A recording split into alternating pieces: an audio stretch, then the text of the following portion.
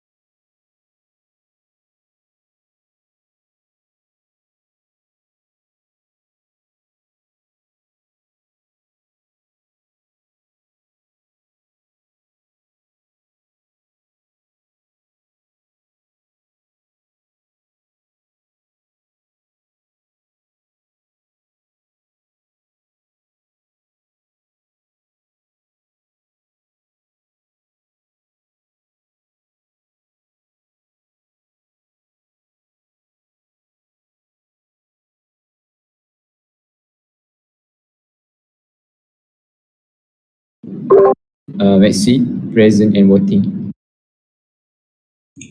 Kan. Masya Allah, nipu lah.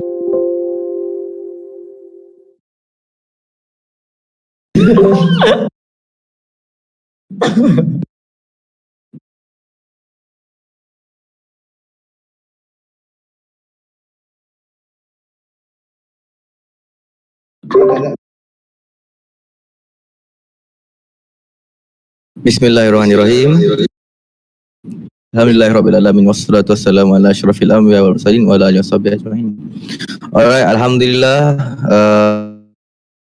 I'm thankful for everybody who's already here. Inshallah, we'll be, before we move on to discussions on the upcoming motions, we'll be going for a roll call, okay? So make sure if, for example, your society has 2 representatives or 3 representatives, make sure that both of them or all 3 of them are here in the Discord server. If, for example, you are facing any technical issues or difficulties, you may contact any of our secretariats.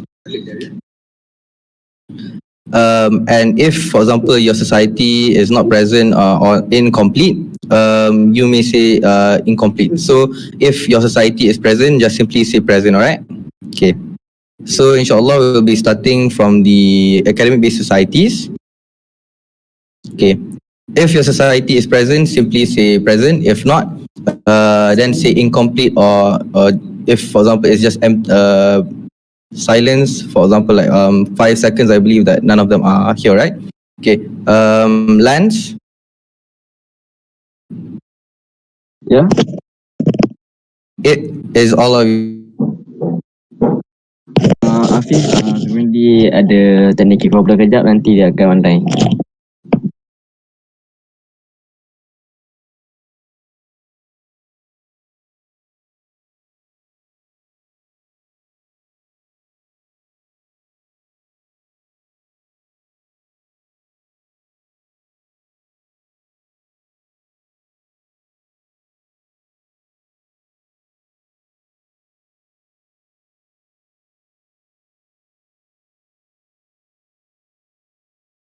Your society member up. Alright, hello. Yeah. Right. So for those societies who are present, simply say present, alright, when your society's name is called upon. Lance? Present. Metsi? Present and voting. Press?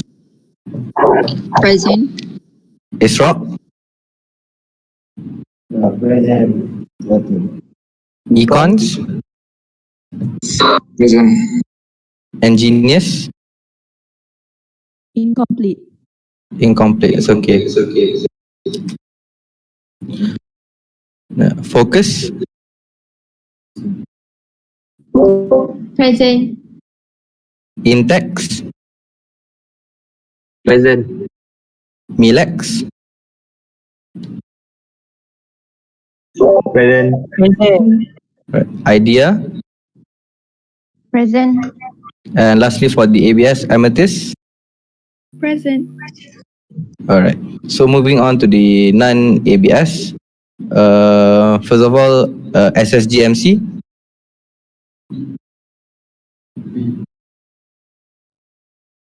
Aku dah. SSGMC present or not?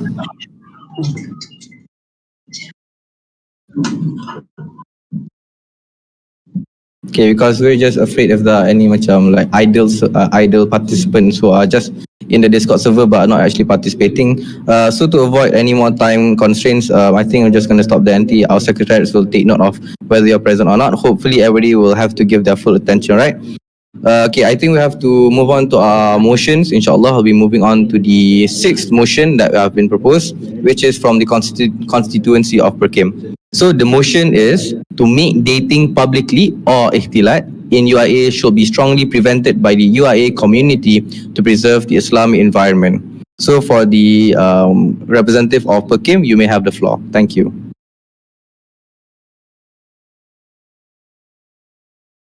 Thank you, Speaker of the Hall, for calling us Perkim. So I would like to ask my teammates to share the screen first.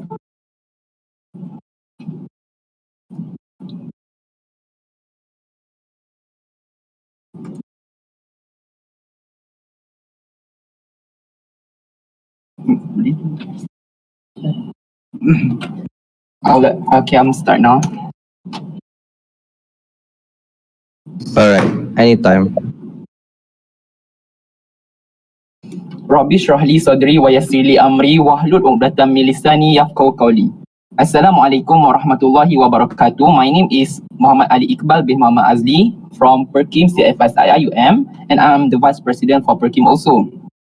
And our motion for today is, next slide.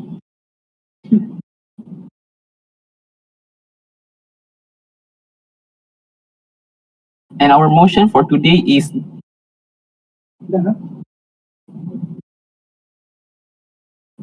make dating publicly or ihtilat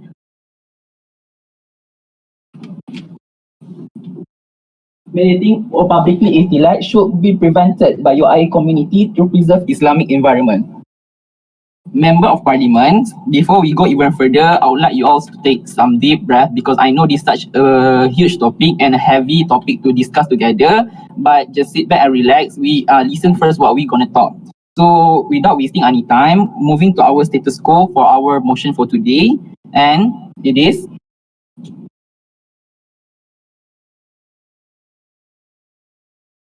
existence of ihtilat issue among CFS IIUM students.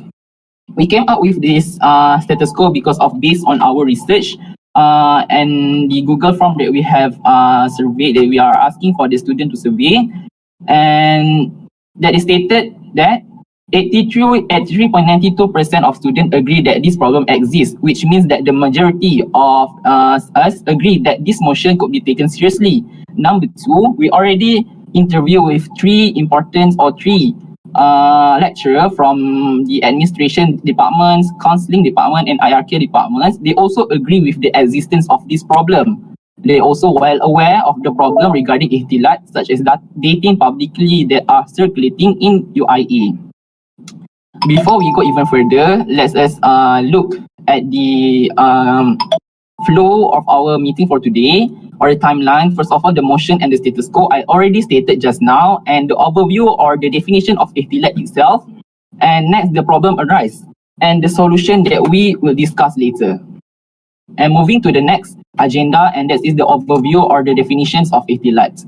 Ihtilat actually means from the Arabic word that means intermingling between different gender, and ihtilat also means by Sheikh Abdul Karim Zaidan. He stated that there are two types of ihtilat. Ihtilat syar'i, the permissible one, and ihtilat ghairu syar'i, the not permissible one. What does ihtilat syar'i or permissible? It means that ihtilat that had been permissible by Islam when fulfilled the requirement by Islam. This means that ihtilat that, as an example I would like to give is when different gender are meeting or having interaction on the urgent situation. Example, when we are sick and the patient is a woman patient and the doctor is the male, so it is an urgent situation for her health, so she need to meet the doctor itself. And next, the second one is the hajat or the purpose. If they have any hajat or the purpose of the meeting, it is permissible in Islam, example, studying and group assignment. But on the other hand, ihtilat ghairu syar'i, the not permissible one, is the intercourse between opposite gender without any purpose or just for fun. That can, number one, make us near to zina or adultery. Number two, can become fitnah or slandering. And number three, not have any beneficial in Islam, and it is really discouraged in any activity that does not have any good input at all. Just want to clarify this. Just please understand that ihtilat concept does not mean no communication at all between opposite gender, but only restrict certain parts just to preserve our dignity and be respected by people. Member of Parliament, I hope that all of us realize that we as IIUM community agree that we need to respect the IIUM rules and understand the mission of this university, and that is to produce better quality intellectual professionals by integrating the qualities of faith, and that's iman, knowledge, ilm, and good character akhlaq. I would like also to quote the Students' Disciplinary Rules 2004 IIUM on the general prohibitions Act number 3, it said that Muslim students should not act contrary to the Islamic code of conduct as prescribed by the Sharia or neglect Islamic duties which are obligatory upon them in private or in public within or outside the university. Ladies and gentlemen, moving to the next slide.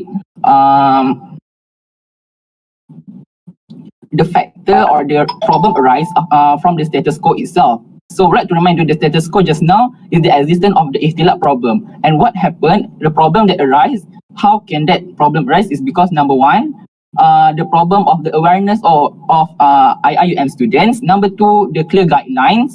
And number three, the facility provided. Let's we go deep into it. Number one, awareness. What I mean by awareness is the knowledge or the awareness of the student in IIUM, CFS IIUM of the relation between different gender. Not every student in CFS IIUM came from a same background and have enough knowledge about ikhtilat. Some of us doesn't even study at religious school, and some of us doesn't have religious family background. So this is based on our research or our survey. It said that 53.1% recorded that they really understand and they really think that ikhtilat is a serious matter, but 36.6% of them does not sure whether this is a serious matter or not.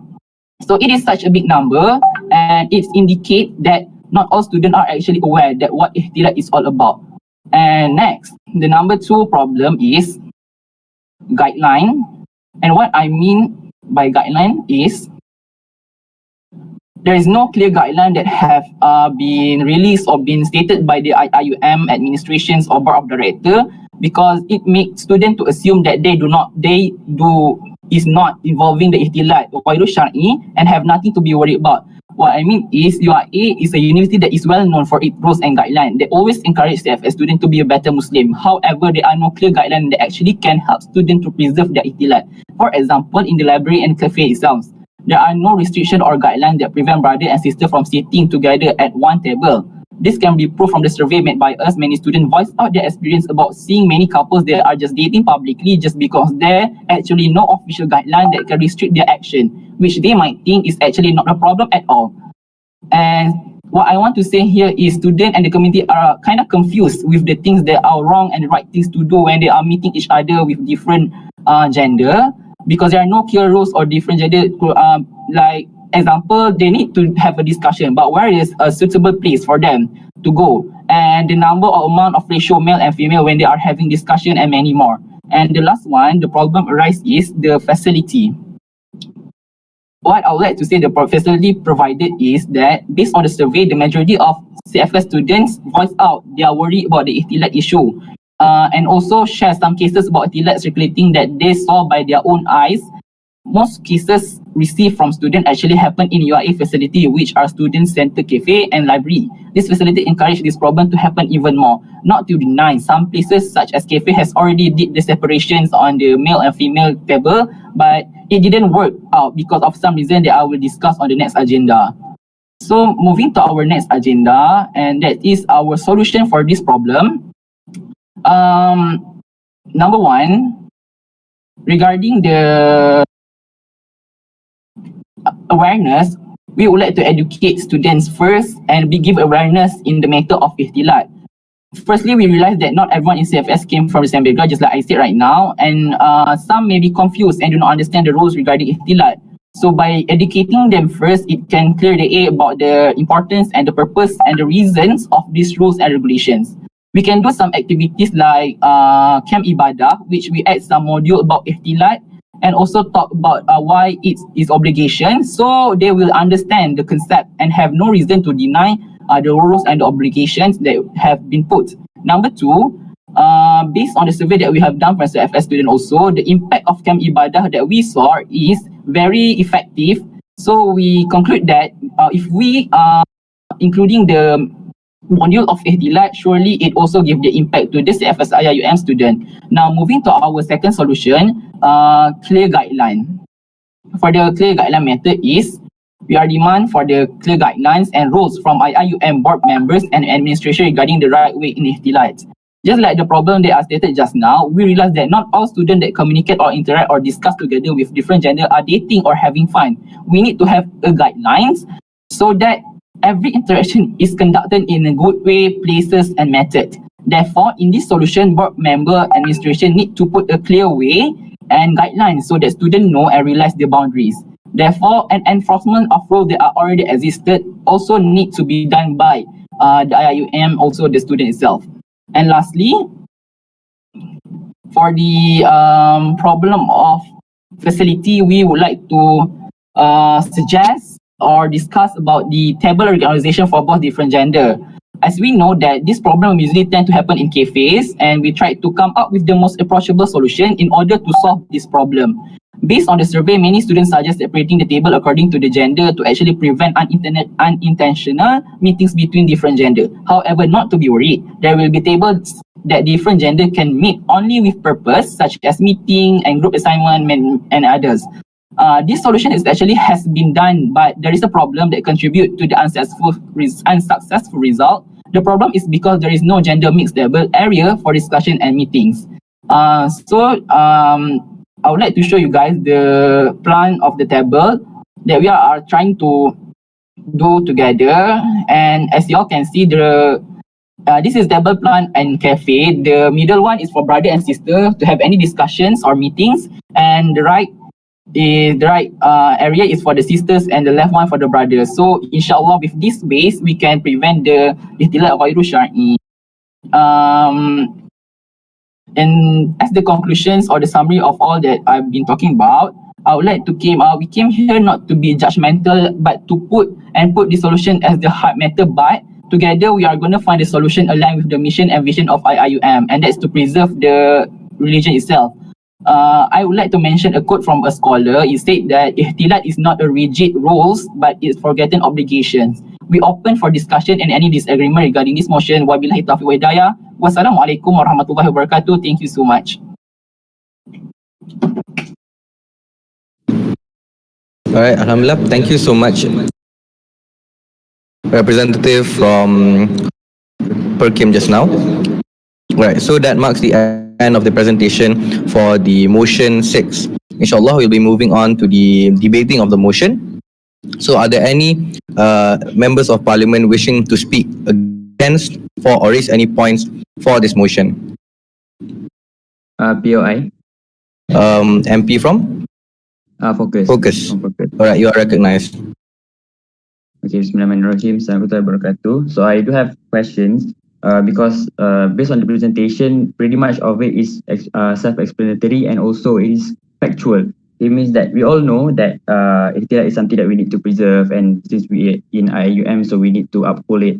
But I want to know, can you give us a little bit of example of the guidelines, the clear guidelines that you guys may have discussed? Like for example, what happens if there is a group discussion or meeting, but then the students from different genders were laughing? So how does it entails on that topic? That's the first question. Second question is, I think it is much more important for us to discuss on what will happen to those who are caught guilty of doing things that does not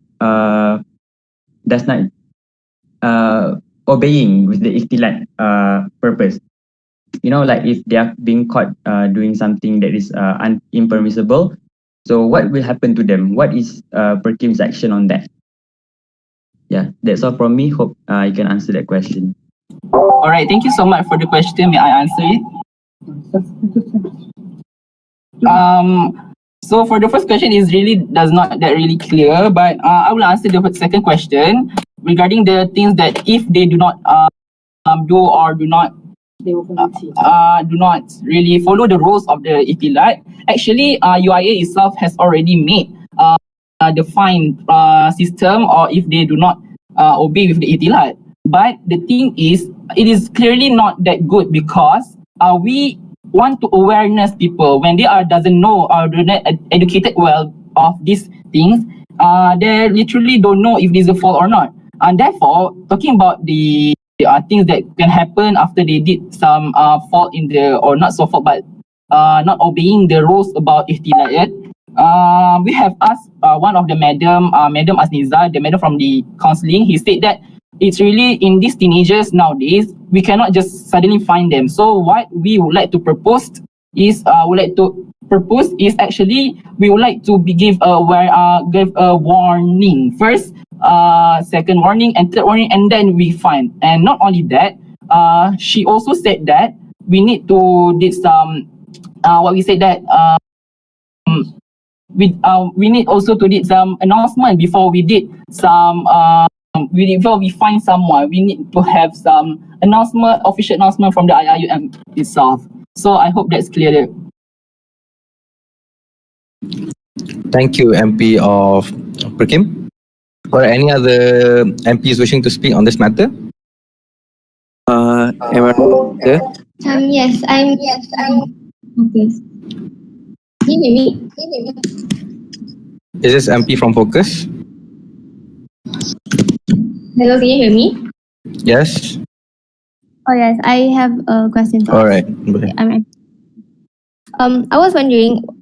Some may agree that if dating or even sitting together is considered ikhtilat and is not allowed publicly and we take a strict action, do you not feel like maybe these people who are friends or couples who are already maybe they might actually meet in secret in a secluded area which there are not many people at all? And wouldn't you think that would lead more to zina or adultery if it's in the secluded places because they don't have proper places to meet in publicly? Thank you. All right, thank you for such a good question. Yes, we do realize that we, as someone that given a power or someone that given an idea, we cannot you cannot delete the wrong itself. Sometimes it may be some lag there and some lag there, but this is the minimum thing that we can do. And if we cannot find the best solutions for all, at least this is the minimum things that we can do. This is what we can together have the power of this parliament, and we will bring that to the administration again and have the discussion. So I do realize that, and I agree with your question that it may have in the secluded area that have some dating or having some intercourse that are illegal, but we as a human itself have our limit. So this is the most minimum I think that we can do, especially as the IIUM students.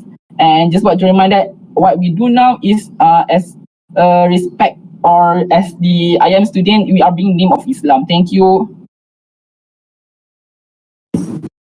All right, thank you, MP from Perkim. Any other MPs?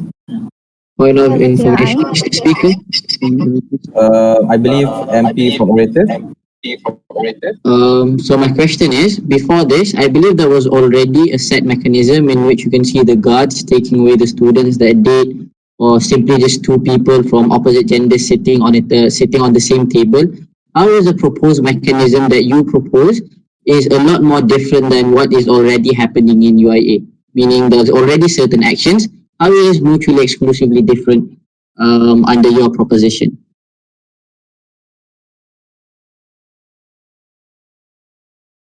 Can the MP from Orators clarify his question? Am I audible? Yes. Okay, so in the status quo, because I've seen it before in semester 1, there are certain guards that come whenever they see two people from an opposite gender sitting in one table, or anyone from the administration seeing two people sitting on one table. They would ask the people to move out, meaning if they presume that it's a date, then they would ask the people to go away. And I believe certain actions have been done, and you can see that guards actually, they watch people when you go to the cafe SC or something. And that has already happened. So how is your proposition any more different than what it has already been implemented? Yeah, thank you. Yes, I do realize it's already been proposed, but now our focus is the main focus, and our first problem solution is the awareness itself. The guard or the lecturer or any administration really did their job, right? But we cannot just show or tell them they are wrong, these things are wrong. We need to really educate them first, give awareness. Like I said just now, we propose to have the camp ibadah that have the module, and after that we have awareness, then we can make the enforcements. That what I really want to stress out. I hope that's clear the air. Thank you. All right. So any other MPs wishing to speak? Lenses, lens I- wishes to ask. May I, sir? Um, okay, just to clarify here, like we've initiated before this,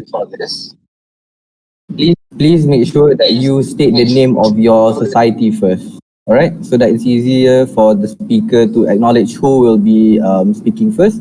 So please speak your name loud and clear before subject question to the presenter. All right. So any other MPs wishing to speak on this matter? MP from All right, Lens. MP of MP from Zarawi, you are Lens. MP of Zarawi is recognized.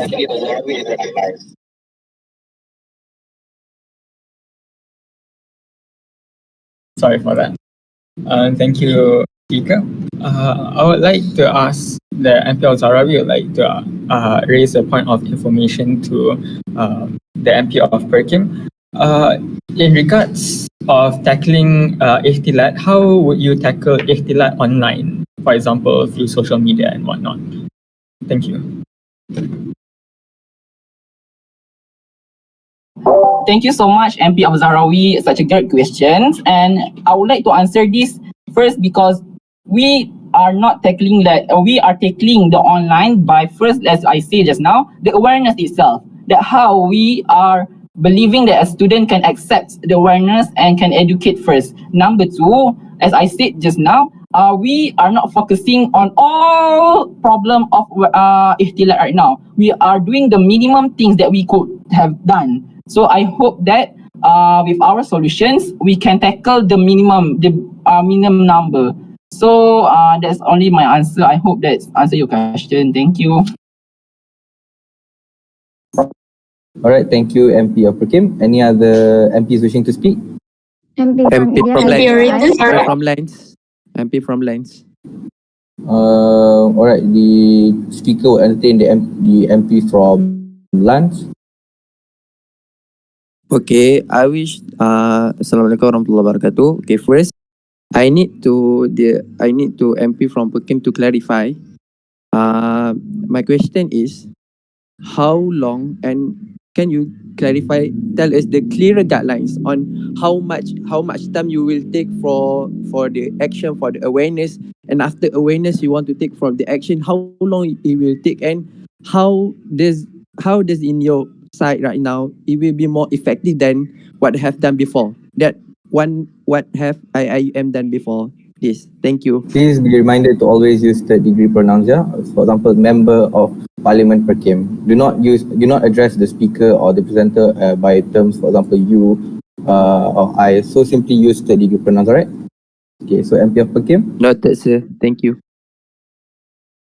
All right, thank you for the question. And actually, this question is such a good question because I already asked Sir Typhoon Isham. Why? Because our solution is much more better or much more better because we awareness first.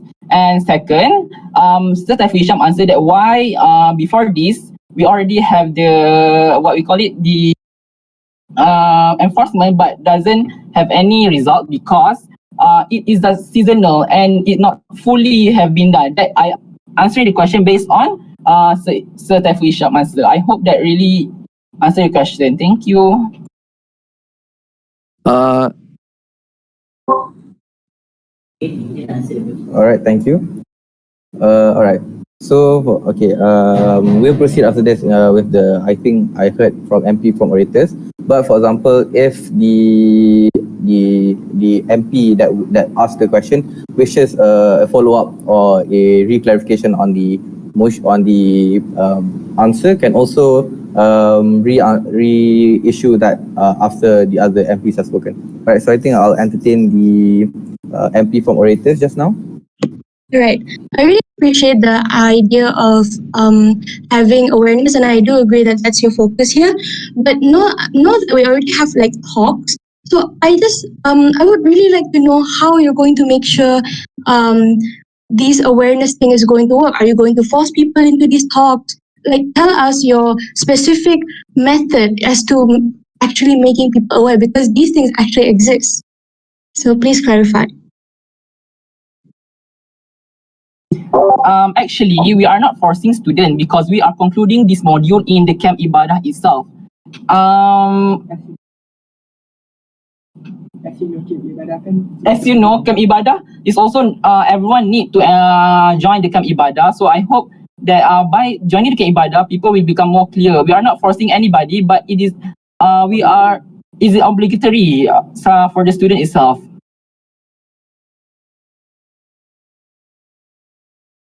May I ask something? All right, thank you, MP from Perkim. The delegate wishing to speak. May I? All right, MP from Chitra, you are recognized. Okay. Okay. So let me revise. So, you will just spread the awareness. So there is no a person in charge to avoid it. Is it? Is it true?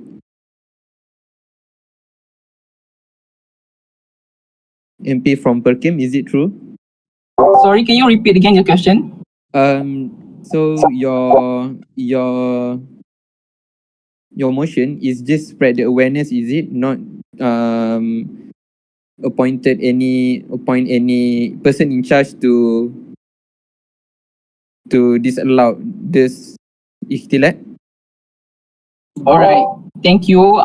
For the basically everyone is in charge, but for the finding or for the enforcement, we are hoping that the same person that in charge, and that is the police or the lecturer itself under the administrations. I see. Okay. POI from MP. PI from press. MP from IDEA. MP Fatima. All right, so okay, since the voting will commence at 2:50 p.m., the chair would like to entertain only one question. All right. So those wishing to speak. MP from IDEA. PI from press. MP focus. MP from Fatima. IDEA, you are recognized. Okay, thank you. So, MP from Burkim, how would you respond to the idea that stricter rules create more rebellious people? Thank you. Thank you so much, but it's really not a strict rules as I said right now, and it's the most minimum thing that we can do. I hope this really clear, and thank you so much. I would not like to repeat again. This is just the minimum things that we can have done. Thank you. All right, thank you so much, MP from Perkim. I'm very, very sorry for the abundant questions that the chair has received over all the other members of parliament. However, to catch up on time because of the two additional motions that we have, inshallah, we will proceed to the voting procedures. All right, so for the motion 6, you may vote now in the voting chamber 6 under the motion of making dating publicly or ihtilat in UIA should be strongly prevented by the UIA community to preserve the Islamic environment. So voting will commence from 2:48 p.m. to 2:50 p.m.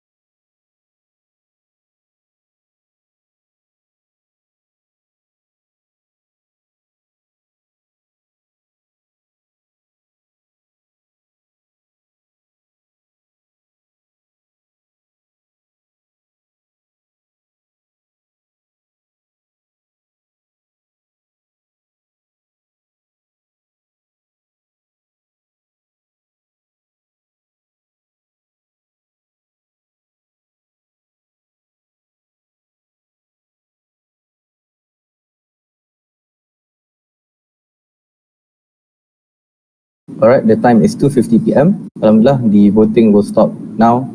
Under the motion of making dating publicly or like in UIA should be strongly prevented by the UIA community to preserve the Islamic environment by a vote of 25 for, 34 against and 9 abstain. This motion unfortunately is rejected.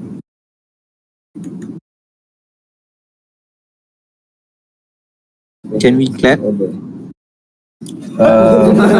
Clapping is not in order. Alright. Alright. So insyaAllah, to save more time, we will immediately begin with the discussions on motion number 7. InsyaAllah. Alright, so for motion number 7 is presented by the members of parliament from Pembina. The motion is make it compulsory for ODL students to turn on the camera while taking final exams. So without further ado, the members or representatives from Pembina, you may have the floor. Please welcome. Okay, thank you, Speaker.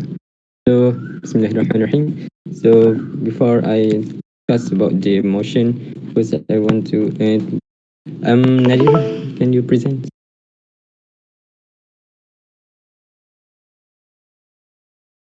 My voice, right?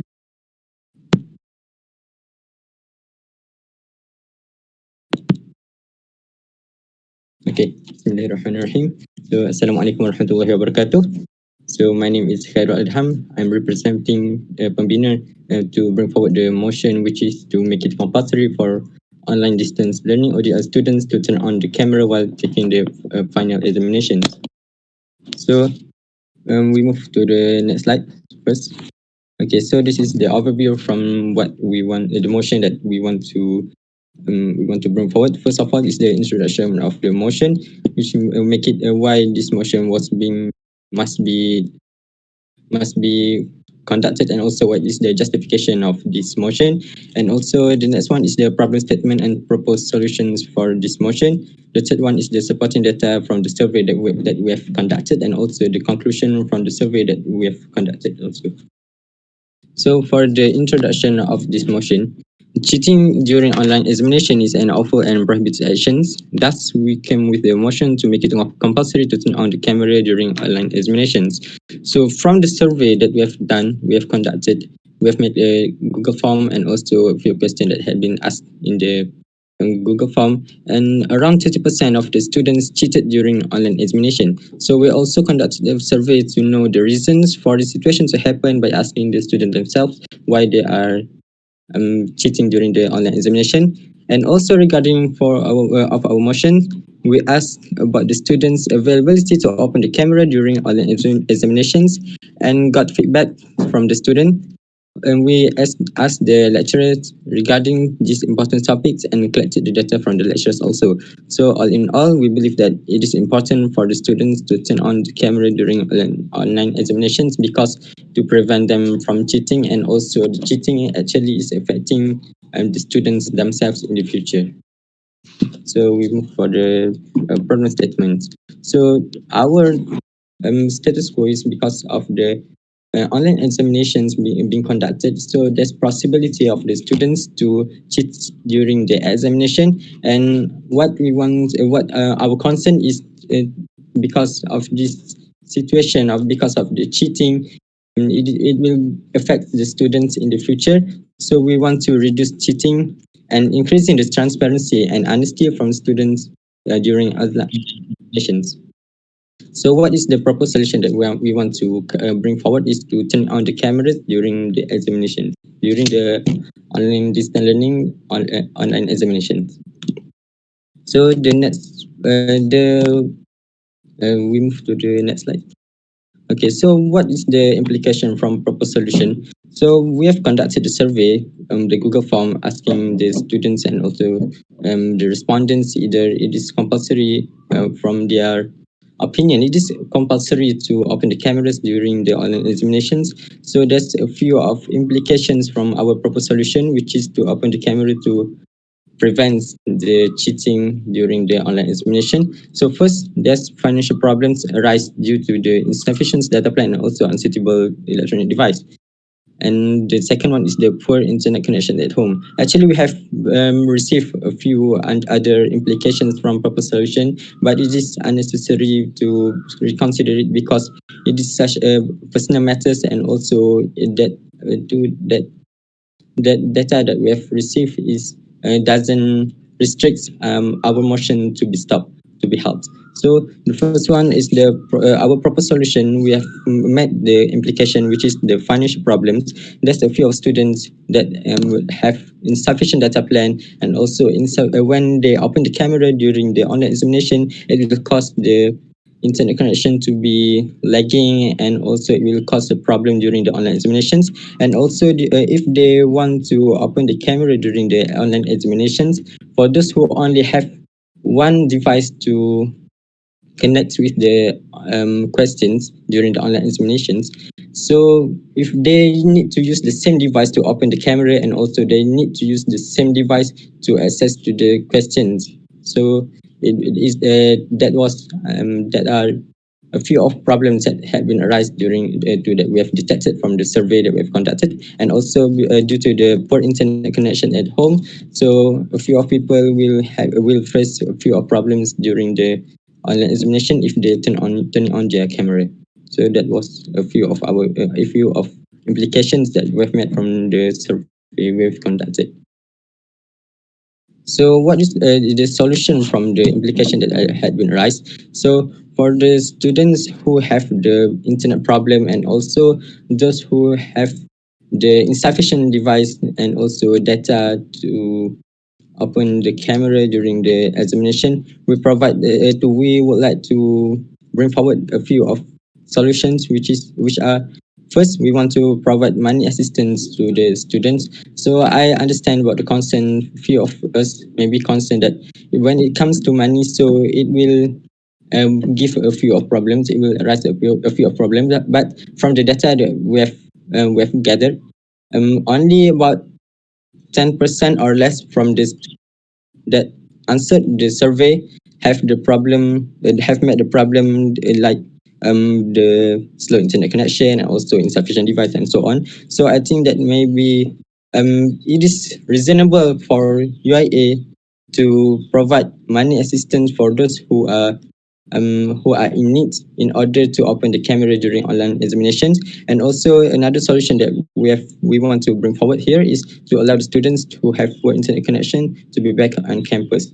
And also I have think and also considered about the idea that a few of us very concerning about the SOP, and also we cannot cross the district, and also from our place to get into IA. But later I will show you about the data we have gathered from the survey, and I want to show you that it is compulsory to open the camera during online examinations.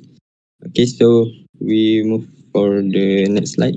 Okay, this is the supporting data. So first one is, if online examination being taken place, so are you able to open the camera? So we can see here that 55% from the students who answered the survey agree and so able to open the camera during the online examination, and only 44.5% of the students who are unable to open the camera during the online examination. And from the 44.5% who are unable to open the camera during the online examination, about half of them they cannot open the camera or unable to open the camera because of personal matters, like they are shy to being watched, and also they lost of interest during the online examination. But in fact, as a matter of fact, if the examination is conducted offline or face to face, we will be drawn in hall, so there will be many people there. So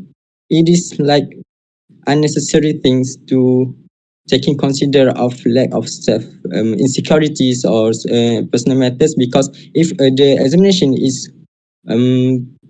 examination was conducted offline face to face, we still need to face each other, and also we will have the insecurities and so on. So it is something that is inevitable. So we are not taking consider of those things, because later I'll show you why it is very important for the students to open the camera during the online examinations. Okay, so the next slide, which is from the question that we have asked. Honestly, during online examinations, have you ever cheated? So we can see here that the yes responses, which is blue and also red, there's about only quarter from all the responses, but we look at the biggest fraction of the data, which is green in color, 36.6%. I've talked about doing it, but I ended up didn't. So we have taken consider about this data, about this 36.6%. If in semester 2 they are hesitating in do they want to cheat or not cheating, they have two possibilities, either want to cheat or not. So in semester 3 we take consider at least half of this fraction, which is 18% from 36.6%, will cheat during the if the online examination was conducted in semester 3, because from what I've experienced and also some of my friends, semester 3 had been tougher than semester 2, so the probability for the students to cheating during the semester 3 is larger than semester 2. So in short, we can see that the yes responses is only a quarter, but because of the green fraction, which is 36.6%, a few of students which are hesitated in to want to cheat or not, we consider half of this data to be to cheat in semester 3. So we can see that about 40% from the students will cheat in semester 3 because of this hesitation. So let's say that if there's 20 students in a class, there will be at least 8 students who will cheat during the online examination. So it is such a big fractions and also a big number of students who will cheat in semester 3. So by turning on the camera during online examinations will prevent them from cheating. And also I have talked and considered that a few of us maybe think that maybe by opening the camera they can access to new tab or also WhatsApp web. But our motion is to open the camera, so we did not taking consider of maybe they will opening the new tab or maybe they will opening the WhatsApp. But at least by opening the camera, any weird or maybe strange movement that had been executed from the students can be perceived and also may show that at least the unnecessary movement that the students made maybe because of their attempt to cheat. Okay, so that was my supporting data for this data, my analysis. So the next supporting data is from the answers. Why are you able or unable to open the camera? So we can see that from response, the second response, I just referred to the book, just like open book test to make sure my method are correct. So students need the book to make sure that their methods are correct, but still it is prohibited. So because it is not open book test. And also from the last responses in this slide, I don't remember the keywords for some particular questions. I already studied the topic, but end up I forgot it. So I glance at students may adhere their notes or sticky notes at the computer or maybe their phones. So it is compulsory for me, and also I think maybe most of you think that it is compulsory to open the camera. At least it will prevent them from doing the attempt to cheat because they are under the surveillance of the invigilator. Okay, so we take a look at the next slide. So the conclusion is by turning on the camera during online examination is actually not a big issue to be implemented, because based on our data, most of the students are able to do so. We can see from the previous data. Member of Parliament, can you please wrap up? There's only 1 minute left. Okay, 55.5% are able to open the camera, and on less than 55% cannot open the camera. It wasn't a big issue.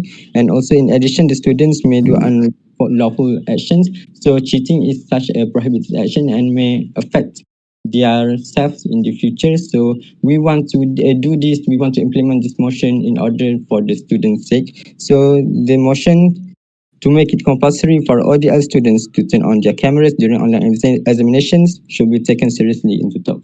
So that's all from me. All right, thank you, Member of Parliament from Pembina. So that ends the presentation for the seventh motion. So we will now be into debating of the motion. So are there any? MP from Intact. All right. So MP of Intex is recognized. Okay, hello. Am I audible? Yes. All right. So first question, I want to ask how reliable is your data, because is it an issue regarding data and internet? So don't you think it's a possibility the people who didn't answer your survey didn't have data or internet, didn't have access to data or internet at that time when you sent that survey? That's the first question.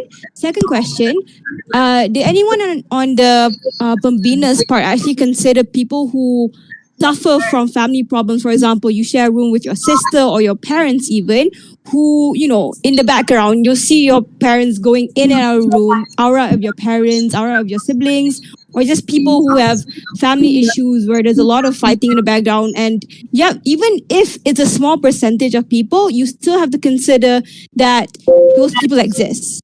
Please clarify. Thank you. Okay, so thank you for the question. So for the first question about the reliability of the data. So this data actually had been answered by about 170 students. So even though it's just a small fraction from all the students in CFS IIUM, but I believe that with this data, it will represent all the students in CFS IIUM, because most of us are in the same situation as the students who did respond to the survey. So, and for the second question, those who have family issue or insufficient money shortage and so on. So yes, they can. I understand with this concern. So those who really cannot open the camera, turning on their camera during the examination, they can discuss with their lecturers and give the convincing arguments to prevent them from opening the camera and so on. So we may consider that as the special case, exclusive, because we cannot meet the perfection for this motion to be when being implemented. But at least there's a platform, there's a chance for the student who really cannot perform the motion, because those who cannot perform this motion, we give the chance and opportunity to them to discuss with their lecturers because of some reasons which is very convincing. MP of Malak. All right, thank you. So I believe I heard MP from Malak, is it? Yep. Okay. So I need you to clarify on three things. Like, okay, first, how is it the MP of Pembina could actually prove to us that an online platform is a substitute for a professional proctoring service? Because as we all know, professional proctoring services are sophisticated both in terms of technology and operation, because asking an individual professor to proctor an online exam will actually become a makeshift solution as a bad idea, because most instructors are not trained also how to proctor online exam, not to mention other problems at home like managing childcare and also family responsibility. Second, the MP of Pembina to explain how is it not putting a student in a situation where it creates an additional technology barrier for students, because he said that internet and other problem is not actually the reason for this motion to not stand. And the other thing is, then the last thing they need to clarify, the MP of Pembina need to clarify is how is it they can guarantee that student will not cheating at the end of the day, because if they want to cheat, it's still going to cheat. So at the end of the day, they need to prove to us that while they're opposing this motion, it's not about actually preventing cheating. How is it actually help in improving our grade of final examination? So yeah, that's all for me. Thank you. All right, thank you. So MP from Pembina. Okay, so thank you for the question from Alex. So I will maybe my partner want to answer maybe a bit of the question, but I will answer it first. So for the first one is because from what I understand from what Melet had asked me, so it is about the childcare and also the problem that occurs at home. So there will be the constraints from for the students to turning on their camera. So like I said before, from the data that we have gathered, that's about 40% from the students. We consider 40% from the student who will cheat during the online examination. So it is such a big fraction from the students. So it is compulsory to turn on their camera. At least it will minimize a few of ways of students cheating by turning on their camera, because they maybe feel like they're under the administration of the lecturers and maybe the invigilator. And regarding the childcare and the problem that occurs at home, for me, and I think maybe we will agree with this, like the situation which is the problems that occurs at home is such a personal matters. But I understand that maybe this personal matter will actually will arise a few of problems to the students. So at least they show their efforts to turn on their camera, and they must do their best to opening their camera. But because it just, for me, it just opening on their camera and they can move to other places which is with the strong internet connection. Maybe they can go to the public library in their districts, and it is not a big issue for me just because to opening their camera, unless they have problem with their phone. Maybe their phone doesn't have camera, or their camera is broken. So I think it is such a personal matters which is can be solved in the future. And also about the internet, yes, about the internet to internet connection, I think maybe like I said before, we may give you the supplementary in finance, or maybe you can go to the place which is a strong internet connection, like the public library, to solve this camera. Because because I said before, the 40% from 100% is such a big factors, such a big fractions, and actually cheating is affecting your futures, not I'm futures. So we did this for your sake. So we want to give you the best resolve to prevent cheating, and also to give the best for this motion.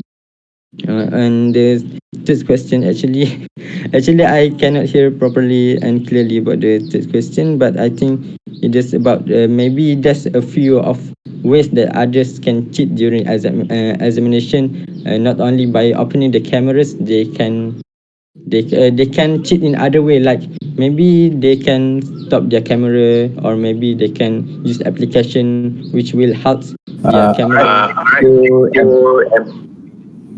The chat can indicate more time for question. So if we can wrap up some of the questions to clear explanation here. So insyaAllah, that can serve the questions I'm waiting from the right? Sorry. So sorry, but I have to cut short your answers to give way for other members of parliament to speak. All right. So sorry about that. Okay. So any other MPs wishing to speak on the motion, please be reminded. All right. So the speaker MP from orators just now. However, the chair wishes that all POIs are in a short and concise sentence, and that the answer by the MP from Pembina is also in relation and also as simple and in relation to the POI issued by the question itself. All right. So MP of orators. All right. Firstly, I would like to disagree when they say that their data is accurate, because they didn't even really tell us how many people actually answered their survey. And to make sure that it is accurate, it has to be at least a majority amount of like the people we have in campus or the students that we have for this batch. And understand that the world is now different when the pandemic has struck us. And I believe that their solution will not work, because if the universities are not able to provide the most efficient and wholesome experience of using the campus facilities and providing the best learning experience when being face-to-face in class, the least they can do is actually cater to the comfortability of students. Because as you know, like MP of Pembina said, oh, we're all going through the same thing. We don't. It's actually a very ignorant statement for them to do so.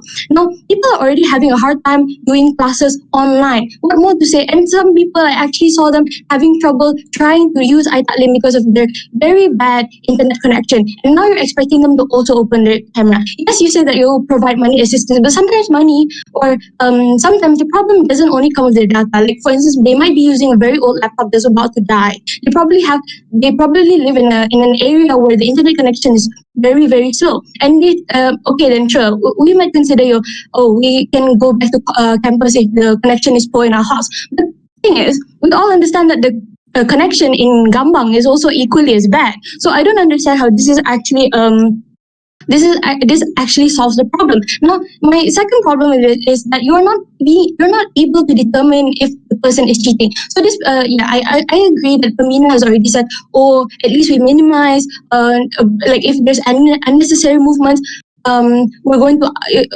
do something. But then, how would you justify if the person is cheating or not? Like, okay, you might say, people. And the MP of orators clarify the question pointed out to the presenter from MP Pembina. Which question? I believe this is a POI, is it? Yeah, it's not clarification.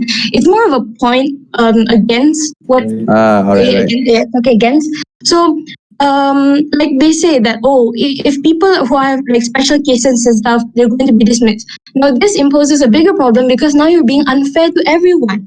Like you have people opening the cameras, you have people who not, you have people who are very smart in cheating and probably wouldn't get caught. So I believe that the best way is just to not open your camera at all. It doesn't, like, it's not, like, it helps people with like bad devices. It helps people with lack internet connection. You don't have, and like I said, you will never be able to justify if a person is cheating or not. So I think that's the problems that I see within the motion and the presentation of Pembina as a whole. Thanks. All right, thank you very much, MP from orators. So at this time, the chair would like to re-clarify to, insyaAllah, to give more way for other members of parliament to join in the debate. I believe it's a really heated debate. And these kinds of heated debates actually push forward to a more comprehensive and engaging motion. And for example, if there were to be any amendments to be included. All right, so insyaAllah, after this, for the upcoming motions, okay? For POIs, the MPs have to simply state the question immediately. If there were to be any additional sentences to re-clarify their stances, please do it in one short sentence, all right? But for those speaking for or against, there is no limitation on that, but try to make it as short as possible, okay? So POI, just make sure it's in one simple sentence, one or two sentences, but if you want to speak for or against the motion, then that is permissible as such from the MP from orators, right? So I think because there's only 2 more minutes left, the speaker would like to entertain one question to be from the MPs to be sent to be addressed to the MP from Pembina. Focus. Okay. All right, so MP from Focus.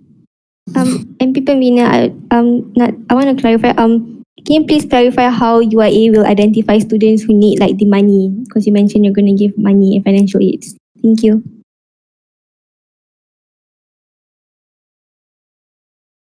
Free from Pembina.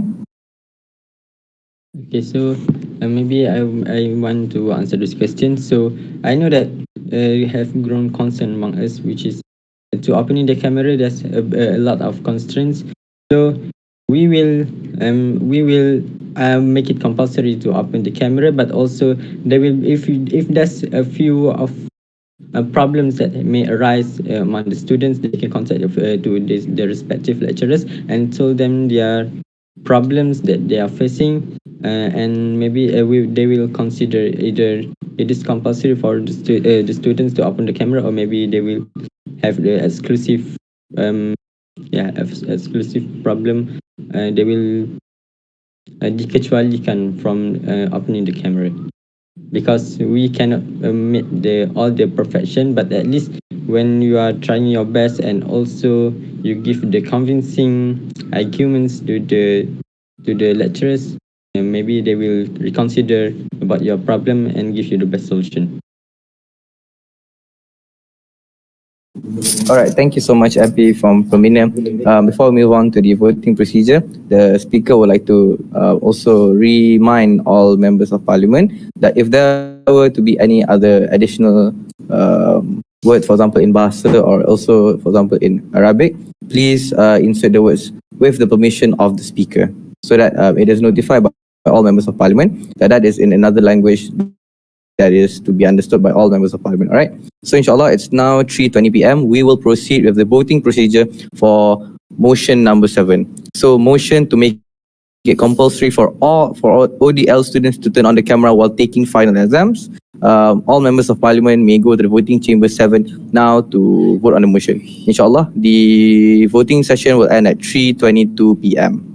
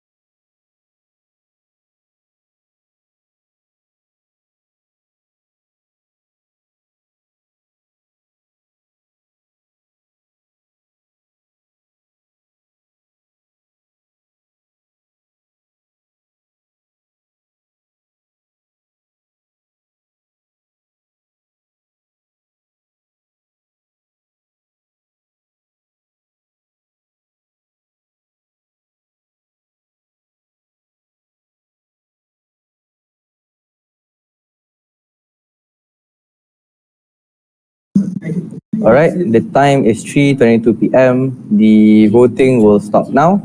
So for the motion number 7, the motion to make it compulsory for ODL students to turn on the camera while taking final exams, with a vote of 17 for, 50 against, and 8 abstaining, this motion unfortunately is rejected. Clapping is not in order. Right. So Alhamdulillah, that marks the end for the 7th motion. Inshallah, we'll be proceeding to the 8th motion by the constituency of MPs. The motion to introduce committees for post-CFS students' books. Books does not go to waste. Students may borrow used books for the upcoming semester. So without further ado, the speaker would like to invite the representative from the MPs Society to present this motion. Please welcome.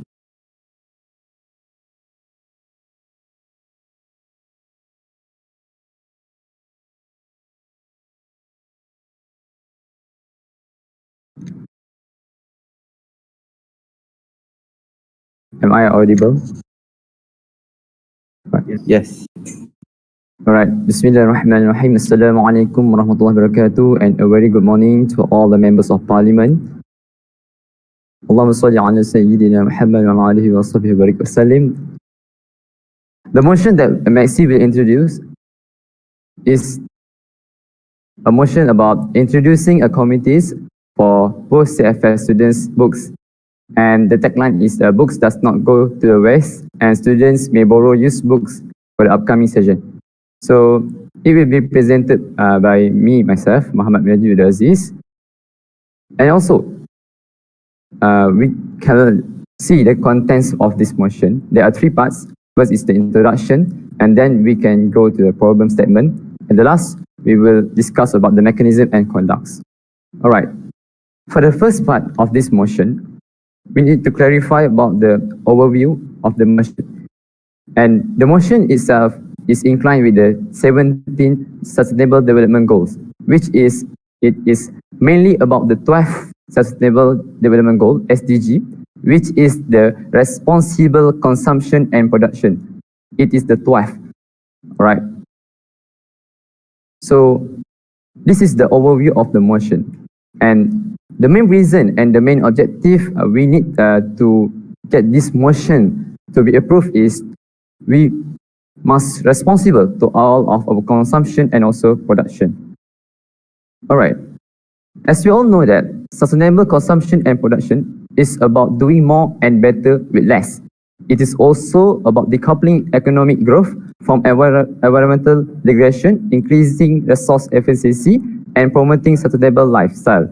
And from this motion, it is to bring forward to introduce a special committees that will take in charge for the management of CFS students' books after they graduated. In particular, this could also make CFS IIUM become one of the campus which fulfill one of the 17 Sustainable Development Goals. As we all know that IIUM is one of the universities that recognized by the United Nations. And as we all know that United Nations goal is SDG. So the 12th goal that we need to empower is the responsible consumption and production in this motion.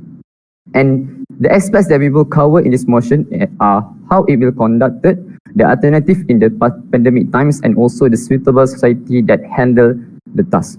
All right. Right.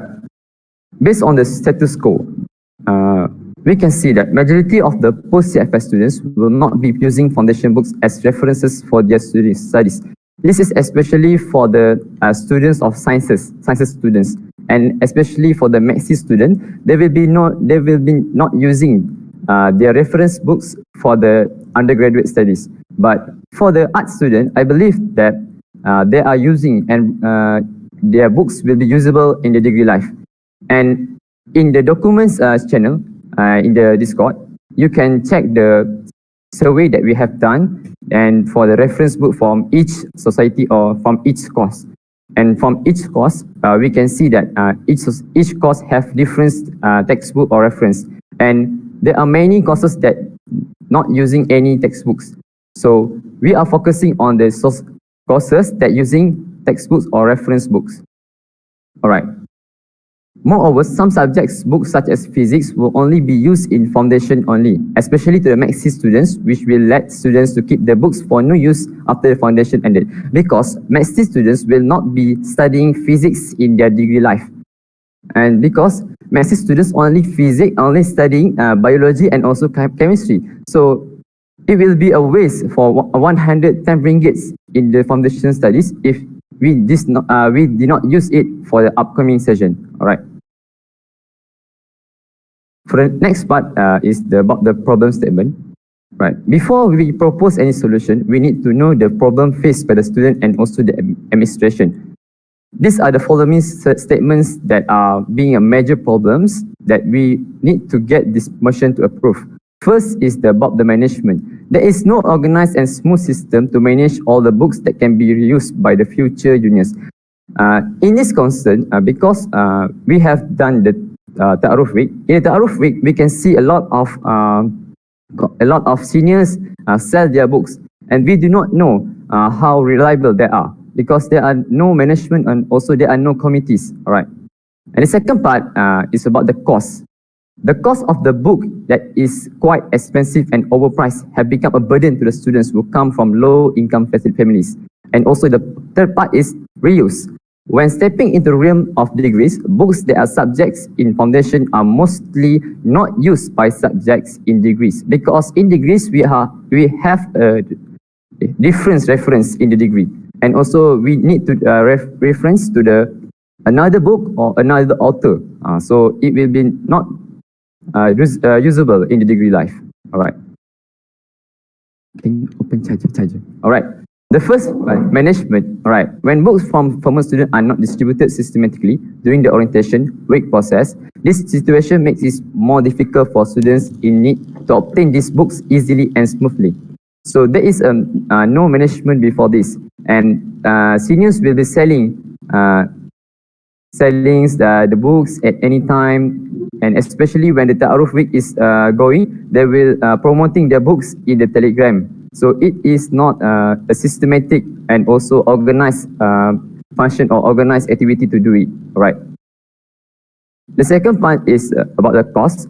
As we can look at these books, which is physics, biology, and chemistry, all of them is above 100 ringgits. And if we total up all the books, it is over 300 ringgits, especially just for the foundation studies. And these books are not fully usable in the degree life, as we have interview from our seniors and we have go through the interviews with our lecturers. There are a lot of things that we need to discuss, and there are a lot of things that they are managed to be more about these courses of books. All right. And mainly, what is the reason for this book to be overpriced? It is because the books is from the US, and when USD is converted to ringgit Malaysia, it will be overpriced or highly priced, such as the physics book is 110 ringgit.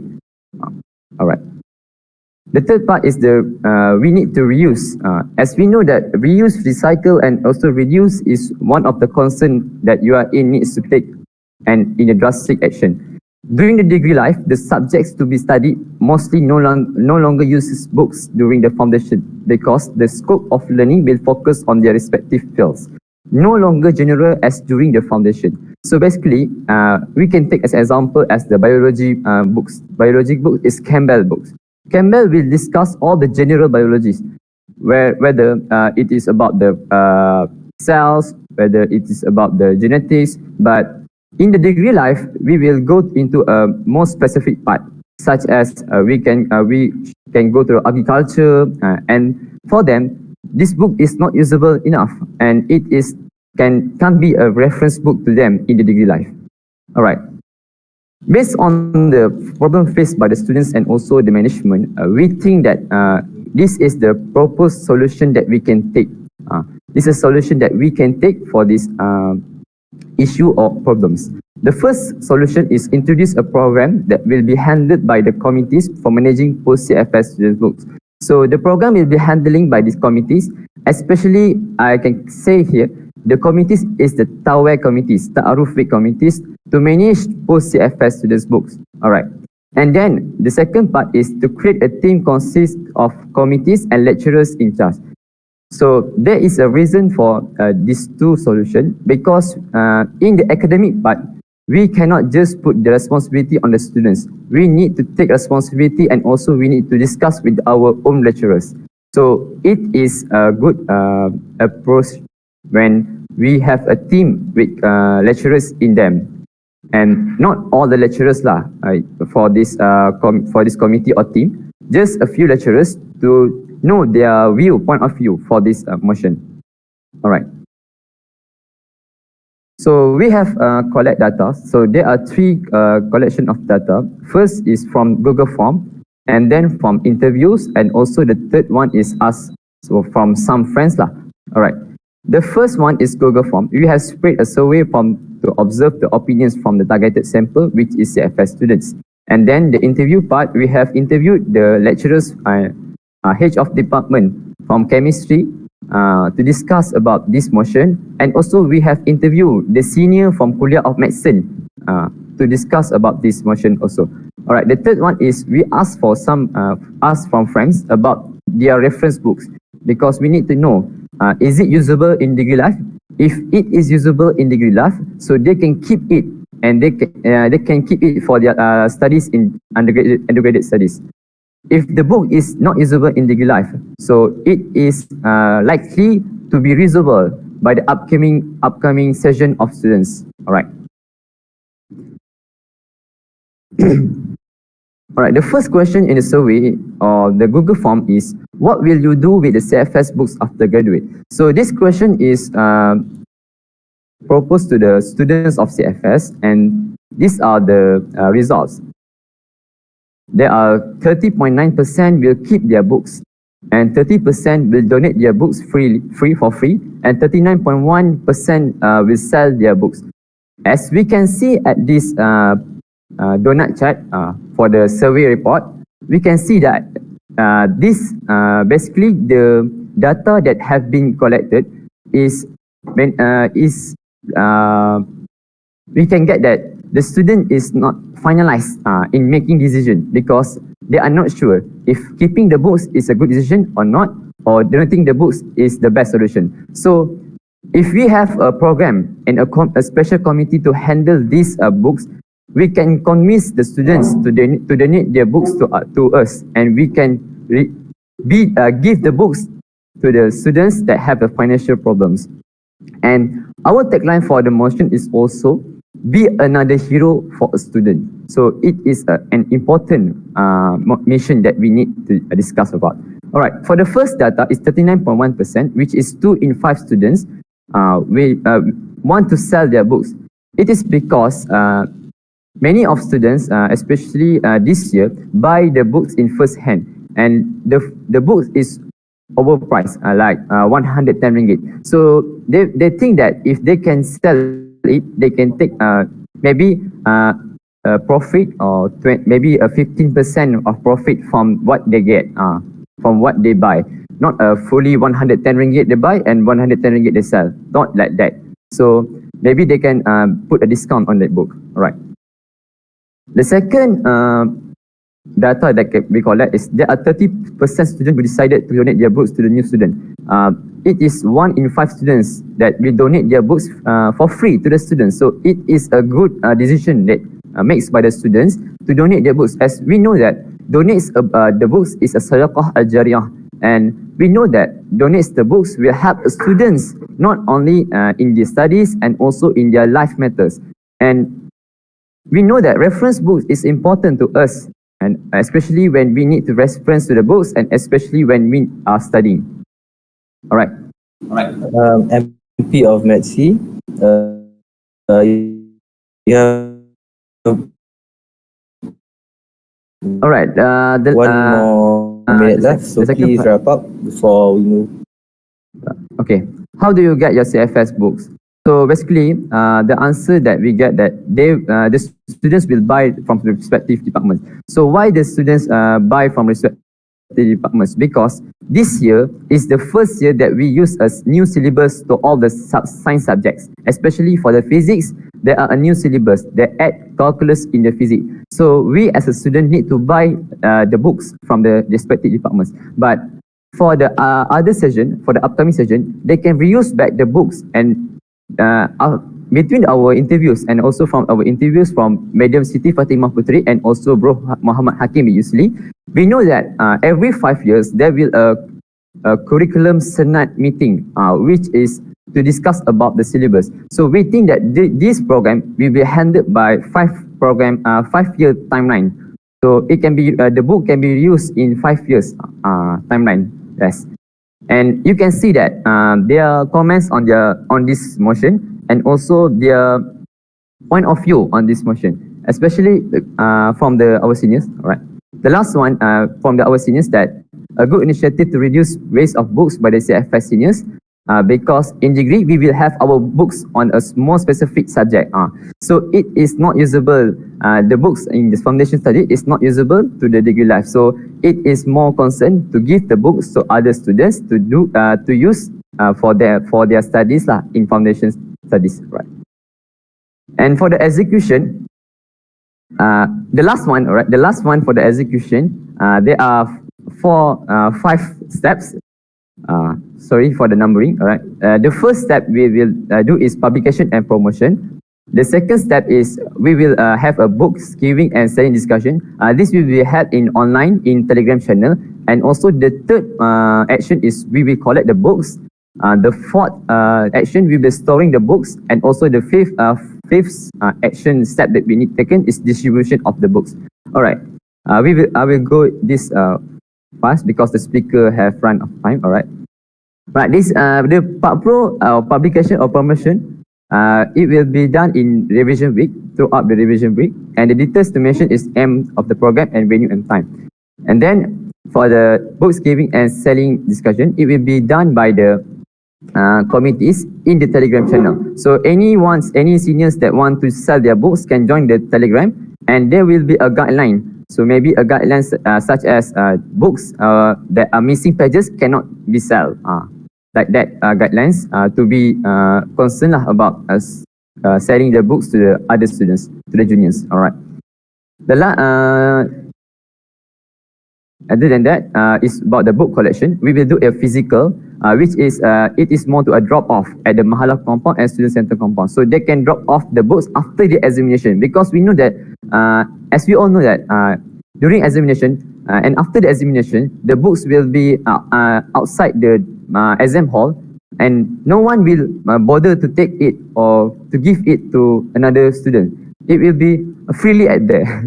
So I hope that by a drop off at Mahala compound or student center compound, they can drop off their books, and we can collect the books by taking the box, and we can get the SOP done. All right. Book strategy. We will storage it in the student room.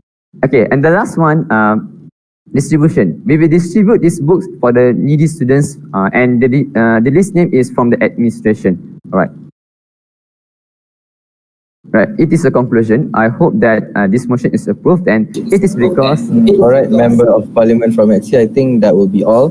Because I think it's a very comprehensive slide and discussion regarding especially welfare students, and one of the initiatives of the mock parliament is also to really discuss further among the welfare of the students. However, due to time constraints, we will have to carry on to the next session, which is the debating on this motion itself. Alright, so insyaAllah for the remaining 15 minutes, all members, whether ABS or non-ABS, regarding to this matter, are there any members of parliament wishing to speak for, against, or raise any points of this motion? MP from SCC?